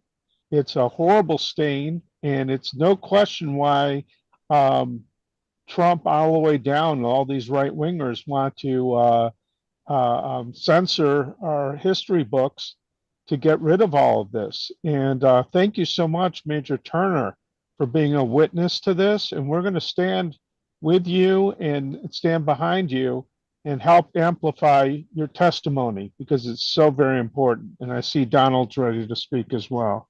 Donald, and then Ray McCLENDON, you're in Atlanta. If you want to join in, and you have a great group, you've been involved with these issues right from the get-go. So Donald Whitehead, and then Ray, if you want to jump in, please do. We still have 76 people with us. Go ahead. Awesome. Donald Whitehead. Really amazing presentation. And I loved one of the remarks at the end when he talked about the intimidation for people that are already intimidated, if you will. We have our "You Don't Need a Home to Vote" campaign, and often people who have absolute right to vote in this country that are in unsheltered situations are often removed from the rolls or prevented from getting the materials they need to be able to vote. So we have seen that over the course of 2 decades. But what really is, I think, the most frightening thing about this situation to me is the changes at the Justice Department, the Civil Rights Division. Actually, their entire mission has been changed. And so many of the cases that we saw that would be coming before the Justice Department, and there were a couple that dealt with homelessness as well, are not certainly going to be adjudicated before the end of this term, unless there's a dramatic change in the electorate. We do have some really big hurdles. I know that the case in Louisiana was dropped, and I know that there's a couple more. So really, the outlook for voting rights is not positive, and we really have to fight. We went from registering people to vote to actually educating people to vote, because many people, we published the laws in every state, and we were very successful in getting people that were experiencing homelessness to the polls. But though that information is so valuable for anybody, and we went from the education to actually getting out and registering people to vote. This year, we actually want to look at actually taking people to the polls. And I know we'll talk a little bit more about homelessness in general, But what is happening every day in our country is some community is deciding whether or not to criminalize people. And so it's, we get excited sometimes about the presidential election or even the midterm election, but people are being criminalized based on local ordinances and local elections. So those elections are just as important as the national elections. So Yes, that's all I wanted to add. Go ahead. I'm sorry. Go ahead. That was it. I just wanted to add that, people really have to be wary, not just of the criminalization of homelessness, but there's all kinds of ordinances at the local level that we just don't pay enough attention to. So very important that we stay plugged in at the local level. That's Donald Whitehead, one of the great leaders of the movement on to end homelessness in America. Ray McCLENDON, are you with us? Do you want to chime in here, Ray? Hey, Sluggo, it's great to be with you as always. And this certainly is a very important topic, and a great film. I've had an opportunity to see it and was riveted by the major story. The sad part is that this is not a unique story. Georgia is seeing this happen over and over again, both by vigilantes, but also we have the legal part of voter suppression that's being carried on by our state government. We have an insane local election board, state election board that is adopting many of these same tactics and trying to codify these tactics and make it easier for these vigilantes to raise these challenges and simultaneously make it more difficult for the local election boards to actually reject the challenges. This is going to continue. We've talked in the past, many of you will remember that this election board was praised, state election board was praised by Trump during the campaign, that he was proud of these Georgia state election board members who essentially were doing his bidding. He called them by name in one of his rallies in 2024. So we have a significant problem, not only with the MAGA party members that are the actual vigilantes, but by the government itself that is systemically promulgating regulations and throwing sand in the gears to make it more difficult for people of color, in particular to vote. This is going to be a big problem that we see this summer. The Secretary of State's office has already announced that they're going to do almost 500,000 voter purges in July, starting in July. In anticipation of going into 2026 midterm elections. So the process is not just the vigilantes, but it's the entire voter suppression system that is in place in many states in the South that we got to continue to fight. It's mind-boggling, in this day and age. And of course, a lot of it now has migrated from rallies and cross burnings to electronic purges, right, Ray? I mean, that's the core of it. Well, the major made made an excellent point. I'm grew up here in the South myself. I know what he was talking about. Yeah, and they're no longer the lynchings. They're no longer the cross burnings that we had to endure when we were children. As much now as the intimidating tactics are out in the open and being done with the color of law. on their side. And that's what the difference is today.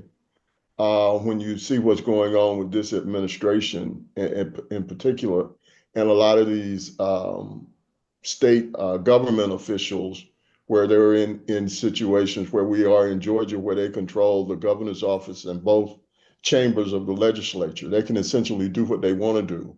And that's what they have been able to do, is to use the levels of government in order to take us into more of a voter suppression 2.0, where we're not having to count jelly beans in a jar, but we're having to jump through all of these hoops now, with these more onerous provisions. I don't know if you all saw down in Florida, where this woman can't get a driver's license because she does not have a birth certificate, because she grew up in the Jim Crow South, was born in South Carolina, and did not receive a birth certificate.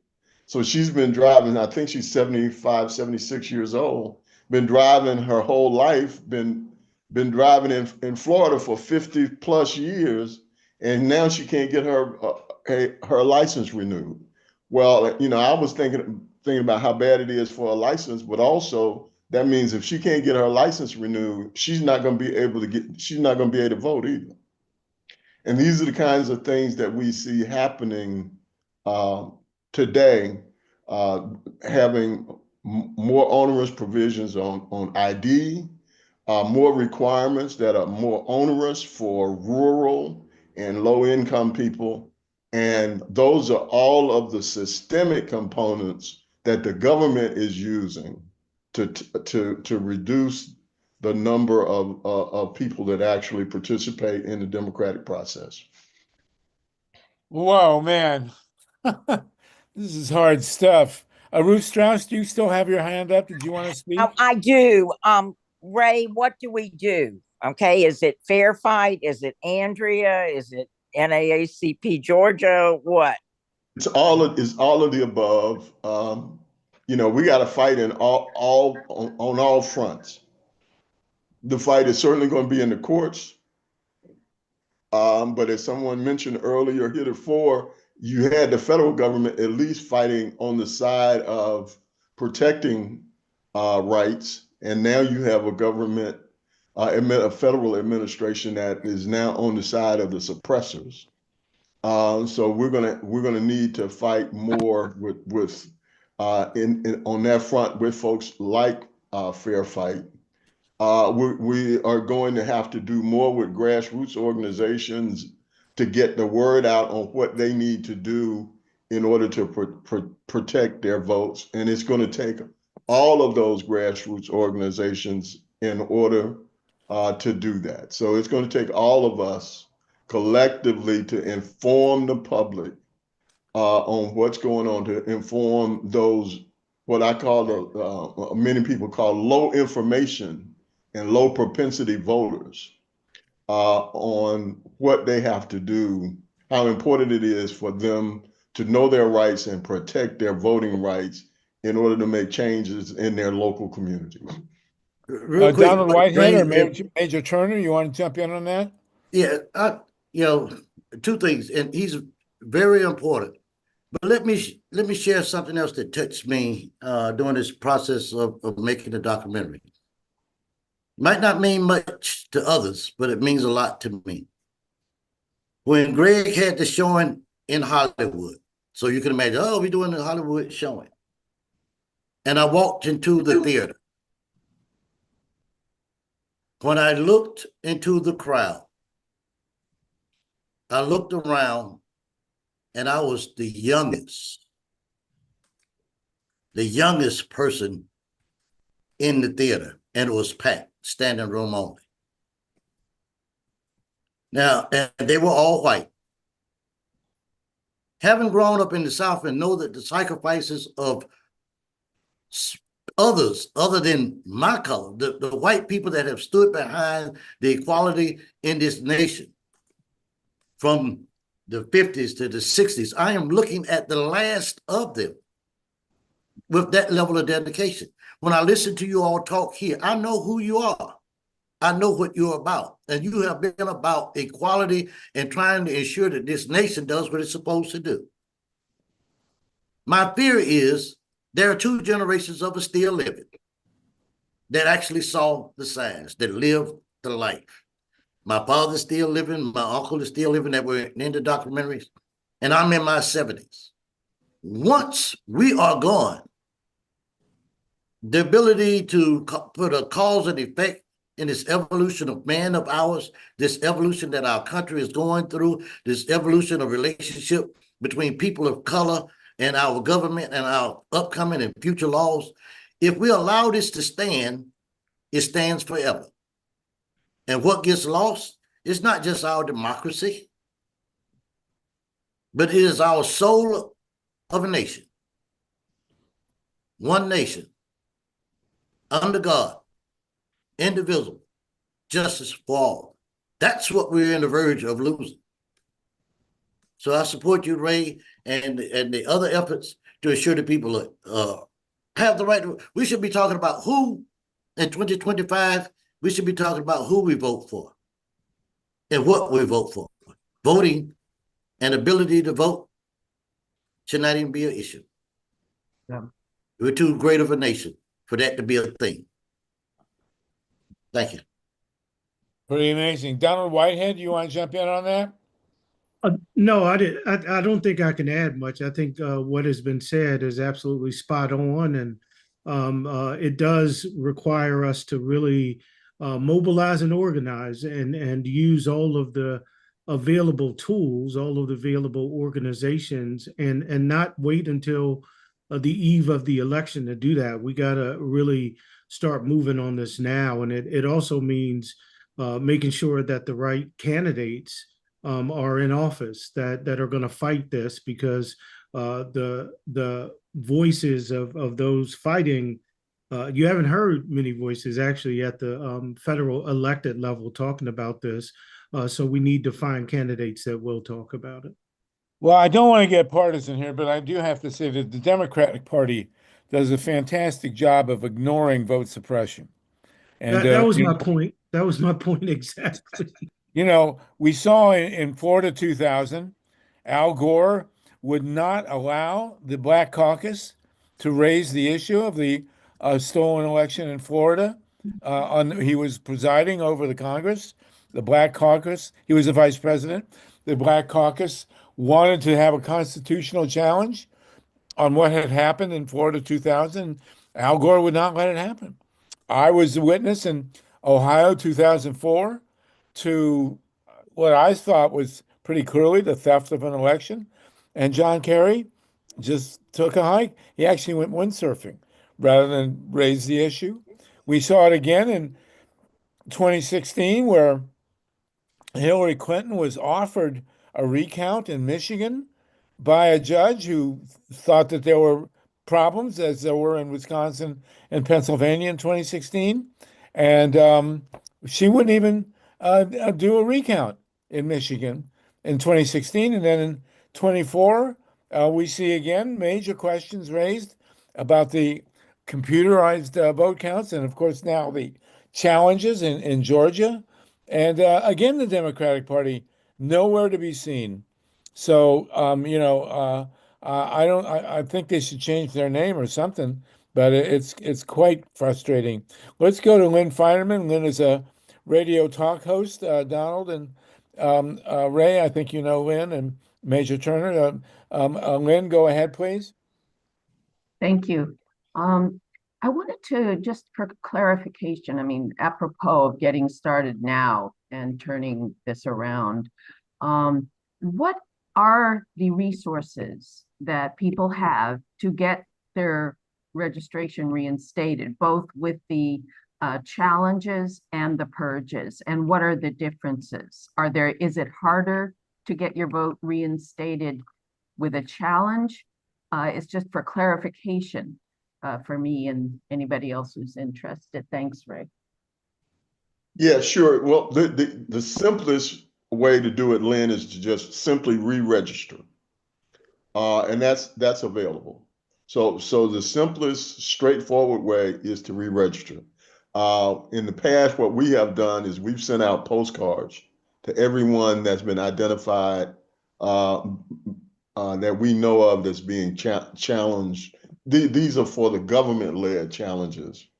We don't necessarily know about all of the vigilante challenges, but on the government-led challenges, typically we can get a list of those, and we can notify those folks as well in order to ensure that they understand that their right to vote is being their voting rights are being purged from the state of Georgia rolls.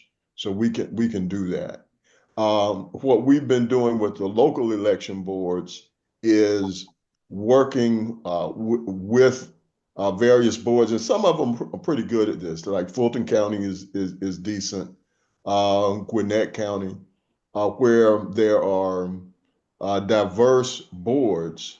Then with the funding to have their own legal counsel, they were beginning to reject more and more of these mass challenges, and so that's been helpful. There's still many of them are still being brought. Some of them are getting through, but not to the tune of what we saw at first as the boards become more sophisticated on how to respond to this.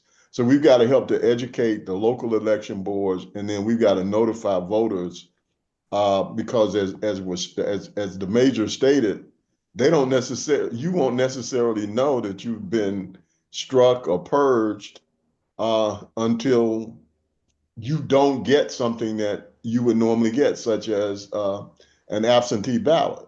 If the major had been trying to just vote in person, then he would just show up on election day and they would say, oh, you're no longer on the rolls.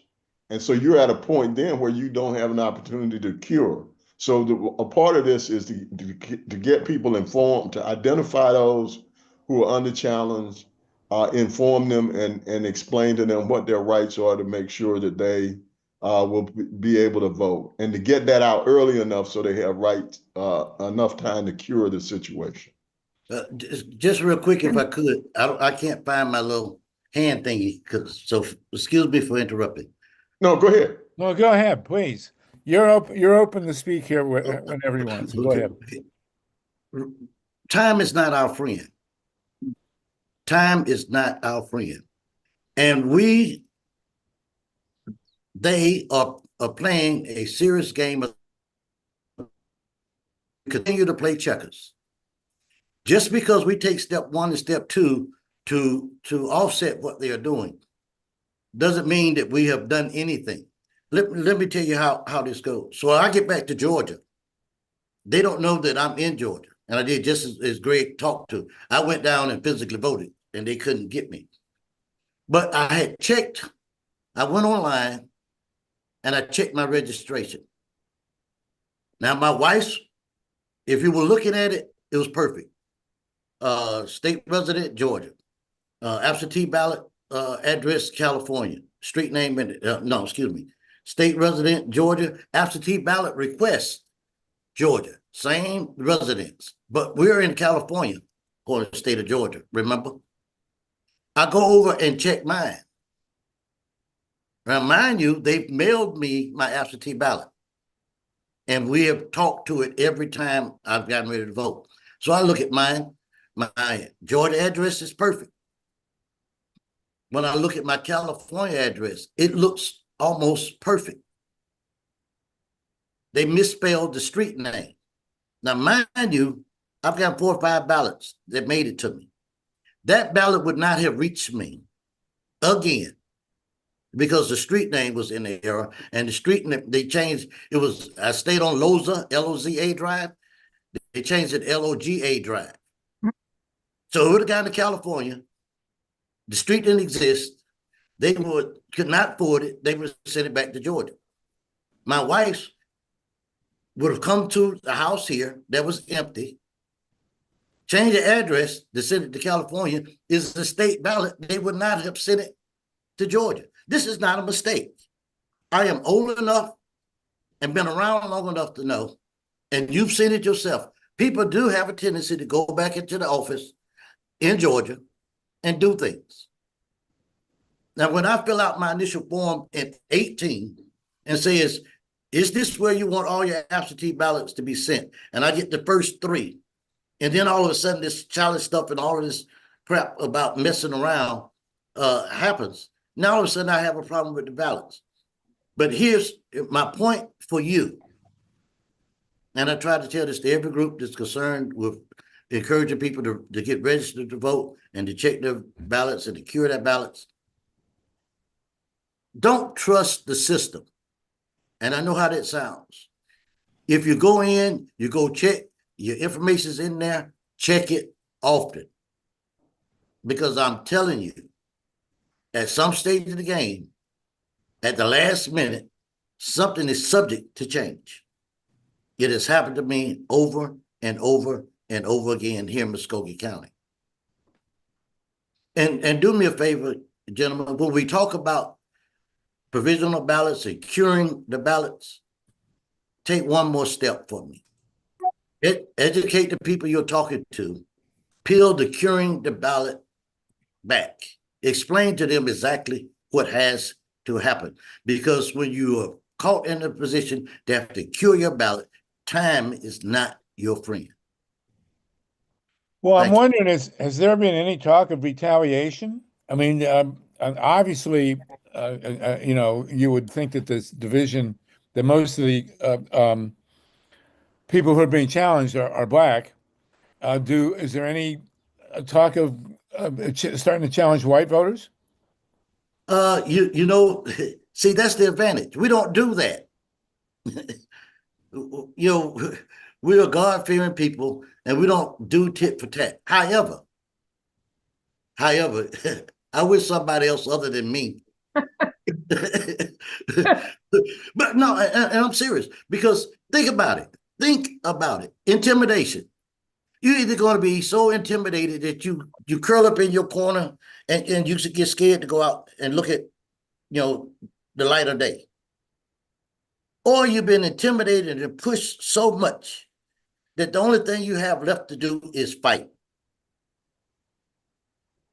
And we, as indicated earlier, the blue side of the house is not so quick to fight. And this is a local thing. We've lost the top. We should not even concern ourselves with the top of the ballots and all of this anymore, because we've got to get it back starting at the bottom. Anybody can build a pyramid from the bottom up. But the problem is when you turn that pyramid upside down and start building from the top, you never make it down to the bottom. And we've lost our local control. And we've lost our state control. And we've lost our national control. This is really terrifying me. Obviously, you know, we've had the discussion that all 7 swing states went to Trump by basically the same percentage. And there's a whole school of thought that was done through computers, that Elon Musk and his crew. You all are smart people. Go back and play it back. You had a difference, and then all of a sudden, once you got a certain percentage difference in every state, you flatline. I'm not a conspiracy theorist. Just look at it. You try to figure it out. It flatlined. I agree. It stayed the same all the way through. Right. I agree, Major Turner. Well, by 11,780 votes. They know exactly one more. They're telling us. Yeah, he made it very clear on the telly. But I would like to ask one more question to Ray. Yes, go ahead, as a Lynn, follow-up. Yeah. As an aside, I've written a lot of those postcards, Ray. And I wonder, you know, if there are any stats to figure out if how many have re-registered successfully and been able to vote. You know, given we have the stats of, you know, whose votes have been purged and challenged, how many are we saving? I don't have that number. We can try to get it, but I don't know that number off the top of my head. Well, But you it, know, this is the whole ball game here. I mean, you know, if they can, and Trump basically said, as you'll recall, in his inimitable fashion, that going forward, we're not going to have to vote anymore. Right? He did say that, and with Elon Musk standing next to him. You know, how much does a check for 300? How many votes does a check for $300 million buy? That's some pretty nice software. And, And I'm not talking about stealing. right. And you know, one thing about conspiracy theories is just because they're conspiracy theories doesn't mean they're not true. You know, I have a I can sit here for the next hour and run through 10 of the biggest conspiracies theories that in American history, starting with the Mexican War and the Gulf of Tonkin and you know the JFK assassination, and run you right through and rewrite all of American history. And these theories tend to be true. You know, the battleship Maine was not sunk by Spain. It blew up from the inside. So, Yeah. you know, the question then becomes, how are we going to deal with this? What is going to happen? We know that we can't count on the Democratic Party. I mean, they are the one thing we know about the Democratic Party is it will let us down. So, what's the answer? The answer is get the youth involved. You know, we have run a good race, and we're fired up about everything, but we have to make those up under us smart. And we have to get them energized. We have to get them to understand that it is their tomorrow. And we also have to get them to understand as we transition to this new era of AI, machine learning, and deep thinking, that they are going to have to be on top of their game. You see, those born on the other side of 1980, 1970 had it real easy. And I would tell you all the same thing. Copy, cutting, and pasting no longer works. You can look good, you can look great, marching across the Edmund Patterson Bridge to get your civil rights, but that era is over. We have brand new problems that are facing us that are going to control us through the 2040, the 2050 era.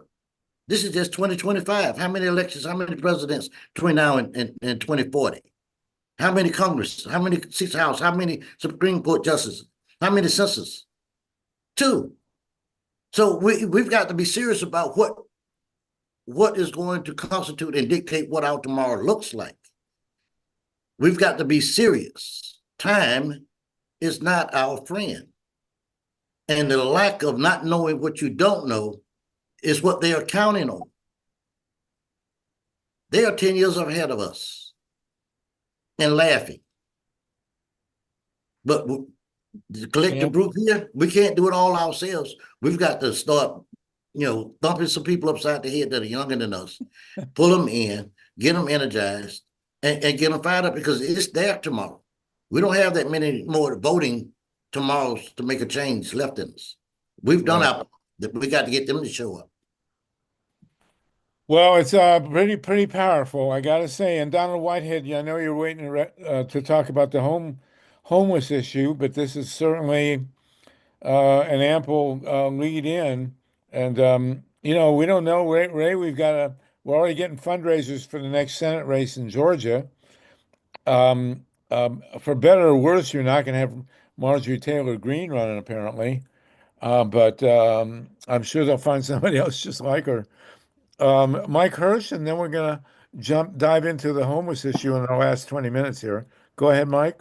Yeah, thanks, Major and Ray and Donald and you, Sluggo, and of course Greg Palast for raising these issues. And these are absolutely horrifying issues.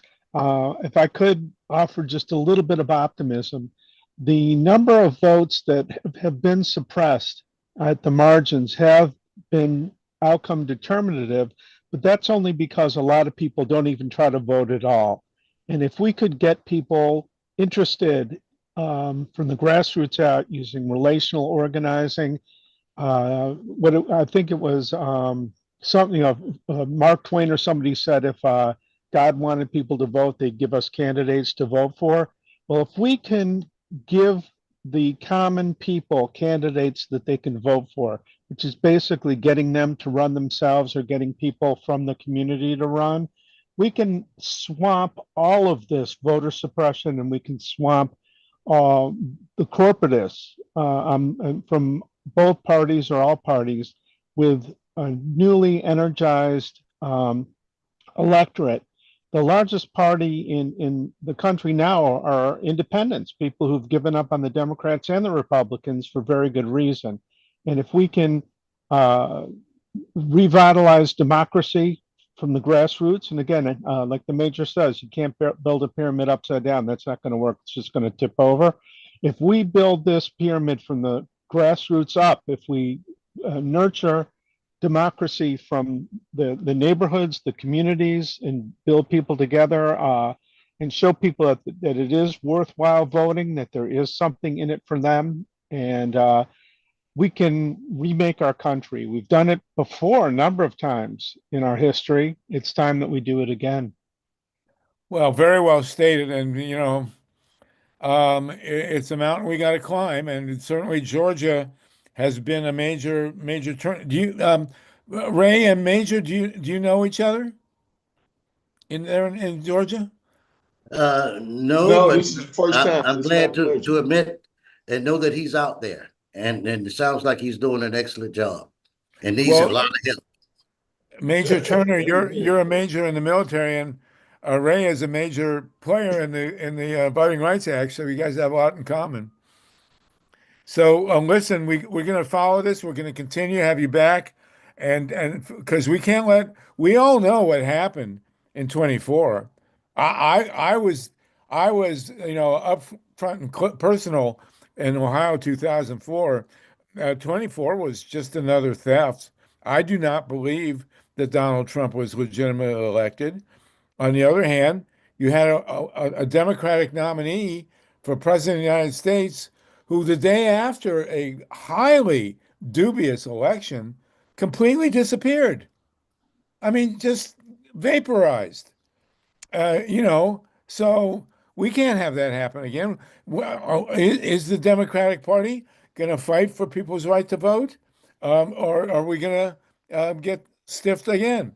It's a very important question, and of course, the Republicans have their view of the right to vote, but and that's a lot of what this immigration issue is about. Obviously, is the right to vote, and we're going to have to pursue it. So, Major McCLENDON and Major Turner, we're going to have you guys back, please, with Greg, and we'll continue to follow this. And Donald Whitehead now. Is it possible, Harvey? Forgive me for interrupting. Go ahead. Is it possible for a lady by the name of Faye Williams to speak? She has been trying to speak and. Oh, I don't see her hand, but yeah, I don't either, but she's been asking in the chat. Well, Faye Williams, go ahead and pipe up, and then we're going to go with Donald Whitehead, and I don't know if Susie Shannon has joined us. We're going to close out as we usually do at 4:20, and California time. Faye, you should be able to unmute. If you can't unmute. Okay, there you go. Hello. Great. Please Yes, speak up. I've been attending the meetings, I think, for like 2 months. I just want to say thank you, PDA. I am a Democrat, and I have a lot of problems being a Democrat, but I'm also active in my community. I'm a community organizer, and I'm talking about gun violence as well as voting. I want to say this meeting has been wonderful for me. I'm inspired. I was down today. Once they, Greg Palast, who I absolutely love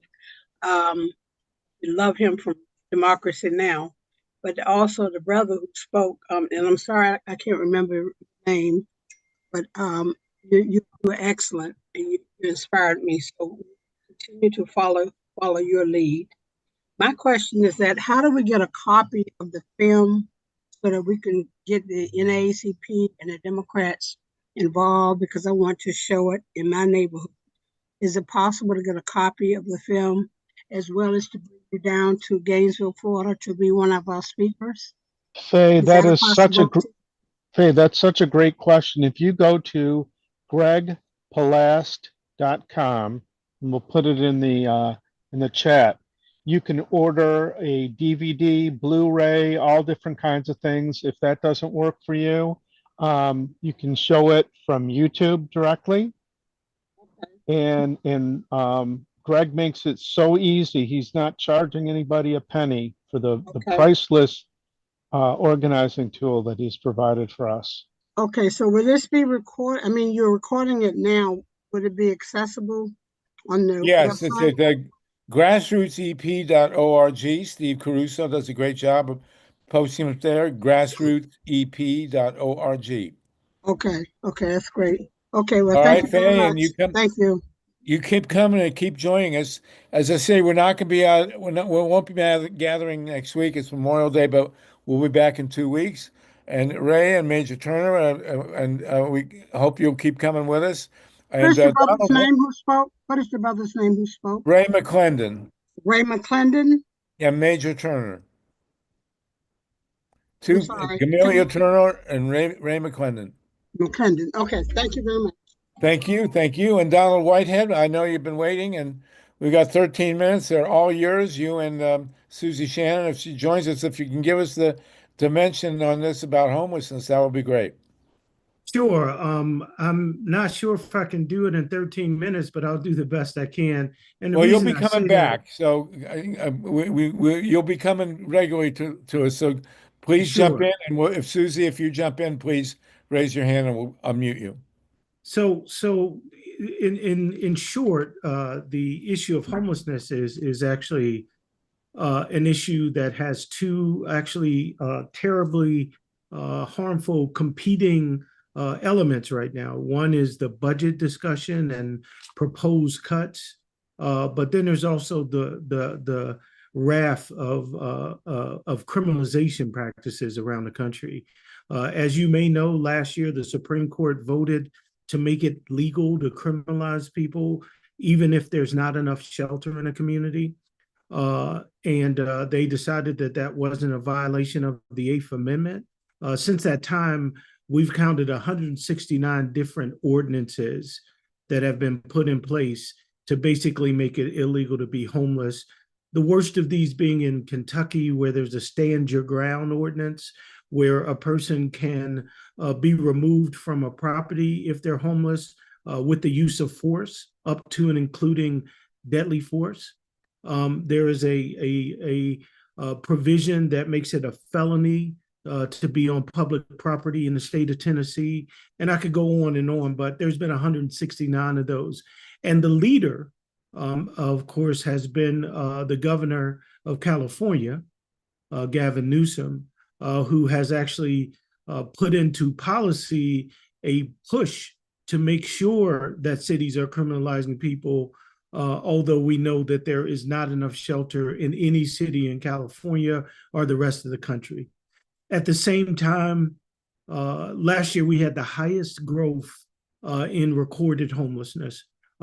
Congress insisted that there be an annual count back in 2007.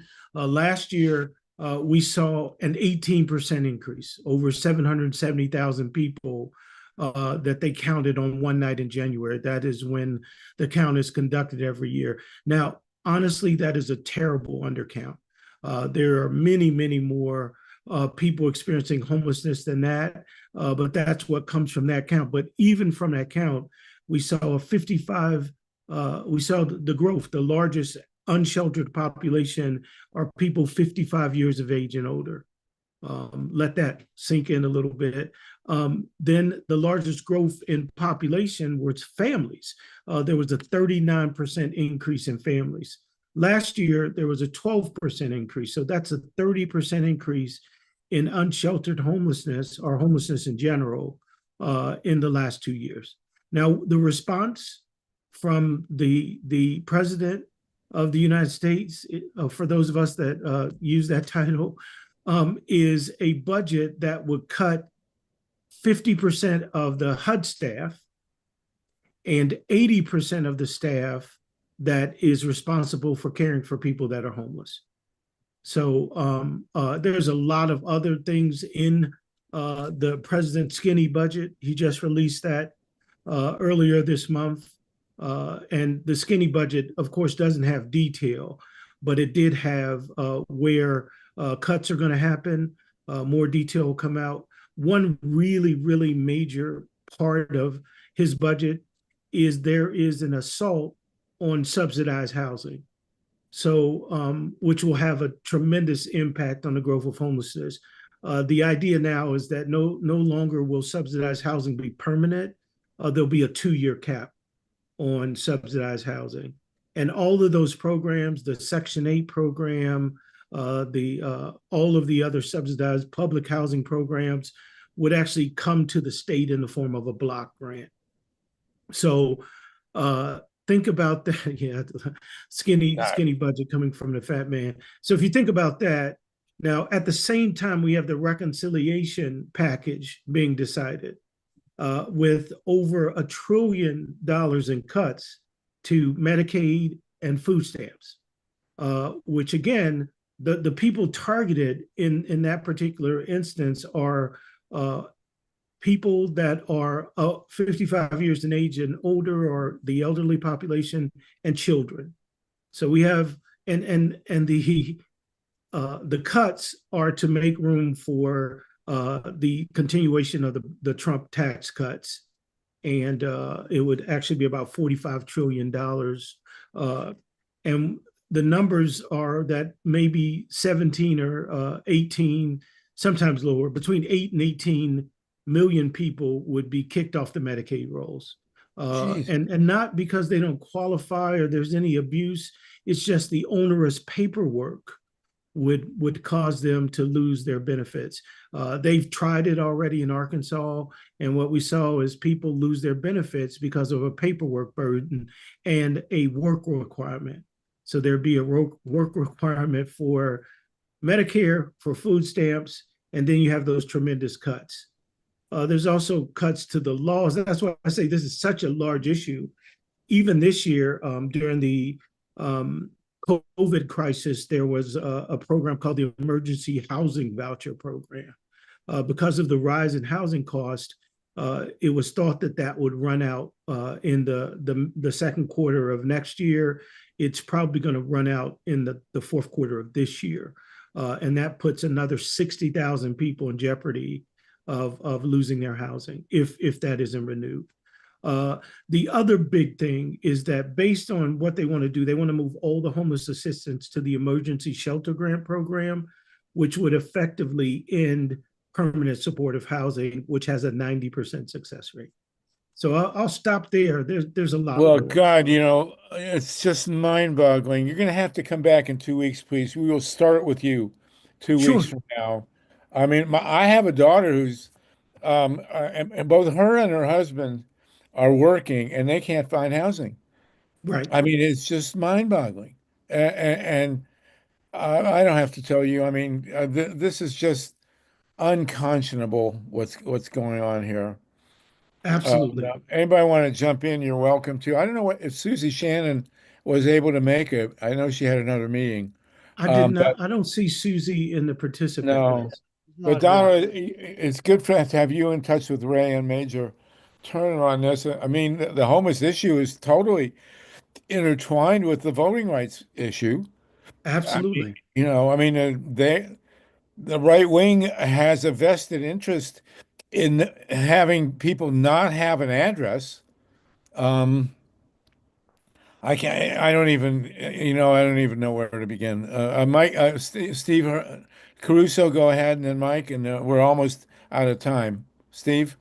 Yeah, I was arrested for sleeping under the bushes in front of a federal building in New Orleans back in the 70s, but that was just the law. You couldn't do that. But federal properties, and they're expanding these rules.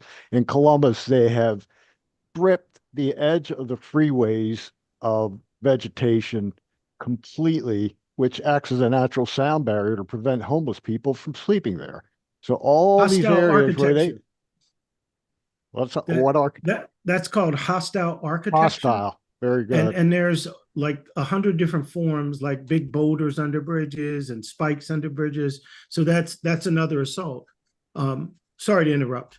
No, that's no, no it's problem. totally on Yeah, point. It's the pigeon unreal. spikes in our environment, put there by the government for people, which is totally fascist. But I'll let you go. Thank you, Donald. Thank you, Well, Donovan, also for your can I great just work. Go ahead, Donald. one more thing that I'd love to add, Harvey, is that the criminalization is actually a organized campaign among some of the same people that are connected to Project 2025 and the Trump administration. Peter Thiel and others are behind the criminalization effort. We have theorized that some of their investments are in private prisons, and that is the reason behind this push. Although they talk about public safety, but if you look at studies, if you remove a camp of people experiencing homelessness, and we don't want people in camps, but if you remove a camp, crime rates actually go up versus going down. Of course they do. A lot of the question is, what's with these people? I mean, really, is there a species or a subspecies of human beings that is motivated only by cruelty and greed? Is that what we're dealing with here? I mean, is this a biological question? I would think that, I mean, you can just be so rich. I mean, the greed associated with all of this is just remarkable. And the conscious, just not having a conscious, and I think it is a subhuman form in our community that comes. Who would make it illegal for people to get warm in a car when there's no shelter? So there are laws that make it illegal to even sleep in a car, even when there's not enough shelter. Mike, I see Mike's hands up. Yeah, Mike, go ahead, and then we're gonna wrap. Yeah, I just wanted to say a wonderful presentation as always, Donald. If people don't know Donald already, Donald is the executive director of the National Coalition to End Homelessness. It's a wonderful organization. They work tirelessly to help people who, through no fault of their own, find themselves unhoused. There, but for the grace of God, go all of us.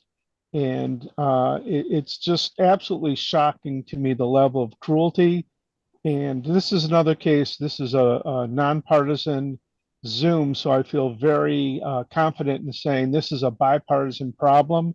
A lot of it has been traced back to Ronald Reagan's very heartless policies of closing down shelters and kicking people out on the streets. And since then, there have been 3 Democratic administrations that have refused to fix the problem that Reagan caused. So they co-signed it, and this is, both major parties own this problem. It's something that could be cured through a very relatively small investment.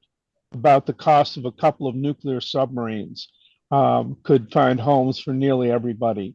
And we have more homes vacant than we have people who need homes. This is right, and we're also having it, and we're going to pick this up in 2 weeks. We have a turning point in real estate in this country where, because of a number of factors, including computerization, there are millions of square feet of vacant office buildings. Well, and Sluggo, you're absolutely right. But the thing is, there are actual homes right now that are vacant, homes. More than enough. And it's just developers want to sell these properties for a top dollar. They actually want to rent it. They don't want anybody to own anything anymore. They want to turn us all into basically, renters, renters and dependents, and never be able to build up generational wealth and the independence that brings. A lot of it is rooted in racism, but it's hitting the suburbs now. It's hitting everybody. Yes, it is. And Sluggo, you asked a question. What is it with these people? There is no limit to their greed, their lust for power, their lust for money.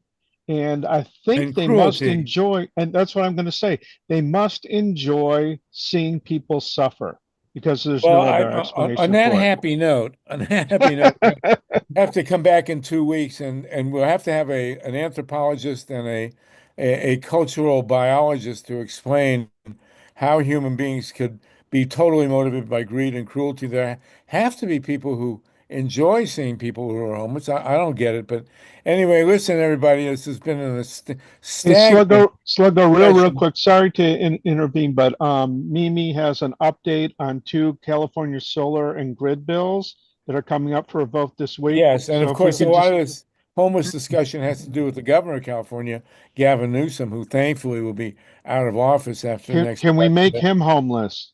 let's Exactly. finish. Mimi, go ahead, and then everybody will see you in 2 weeks. But go ahead, Mimi, here in Thanks so California. much. Thank you for the time, y'all. So the And California bill to break the solar contracts, that's AB 942. That's going before the Assembly Appropriations Committee on Wednesday. So call the chair, call the Speaker of the Assembly. If any of your California representatives are on that committee, please call them. And then today, I just got the news that sorry, I'm scrolling through here so I don't get okay, so the Awful Pathways bill, right? That's Senate Bill 540. That is a bill that would have handed the California electrical grid to Western states. And those would have been, those are oil states. Those are states that use oil. And also we would have lost our energy independence. And it's the federal grid that would have taken over our grid here in California. And that has gone into the Appropriations Committee, into suspense in the Senate, and that will be discussed on Friday. So please call the speakers, please call the committee chairs of the Appropriations Committees to help stop this bill. California electeds are counting on us to be too distracted by all the horrible things going on today. Thank you, Mr. Whitehead. That was an excellent presentation, but these are very important bills that I know, Sluggo, are close to your heart and other people as well. Thank you so much. thank you. And thank you, Steve. Thank you, Mimi, for that. Steve, thank you for engineering. Paul Newman also is a solar stakeholder, so I'm sure Paul is going to be following up on that. Donald Whitehead, great to have you. We'll see you in 2 weeks. Major Turner, Ray, be sure and join us. Everybody, Greg Palast. And remember also, look at freepress.org. The fruit of our discussions on using business cards with Q codes at the upcoming tens of millions of rallies. We want to pursue that as well. All right, you guys have a great couple of weeks. We'll see you in June, and no nukes, everybody. No nukes, housing for all. And we'll see you in Solartopia. Peace. Peace. Thank you for everything. Okay, Take you good too, care. man. No nukes. All right. Invite me back. You consider yourself invited. You All have right, an thank open invitation, my friend. Open invitation, absolutely. And Donald, for you, and Ray, everybody, no nukes. We'll see you in a couple weeks. Thank you.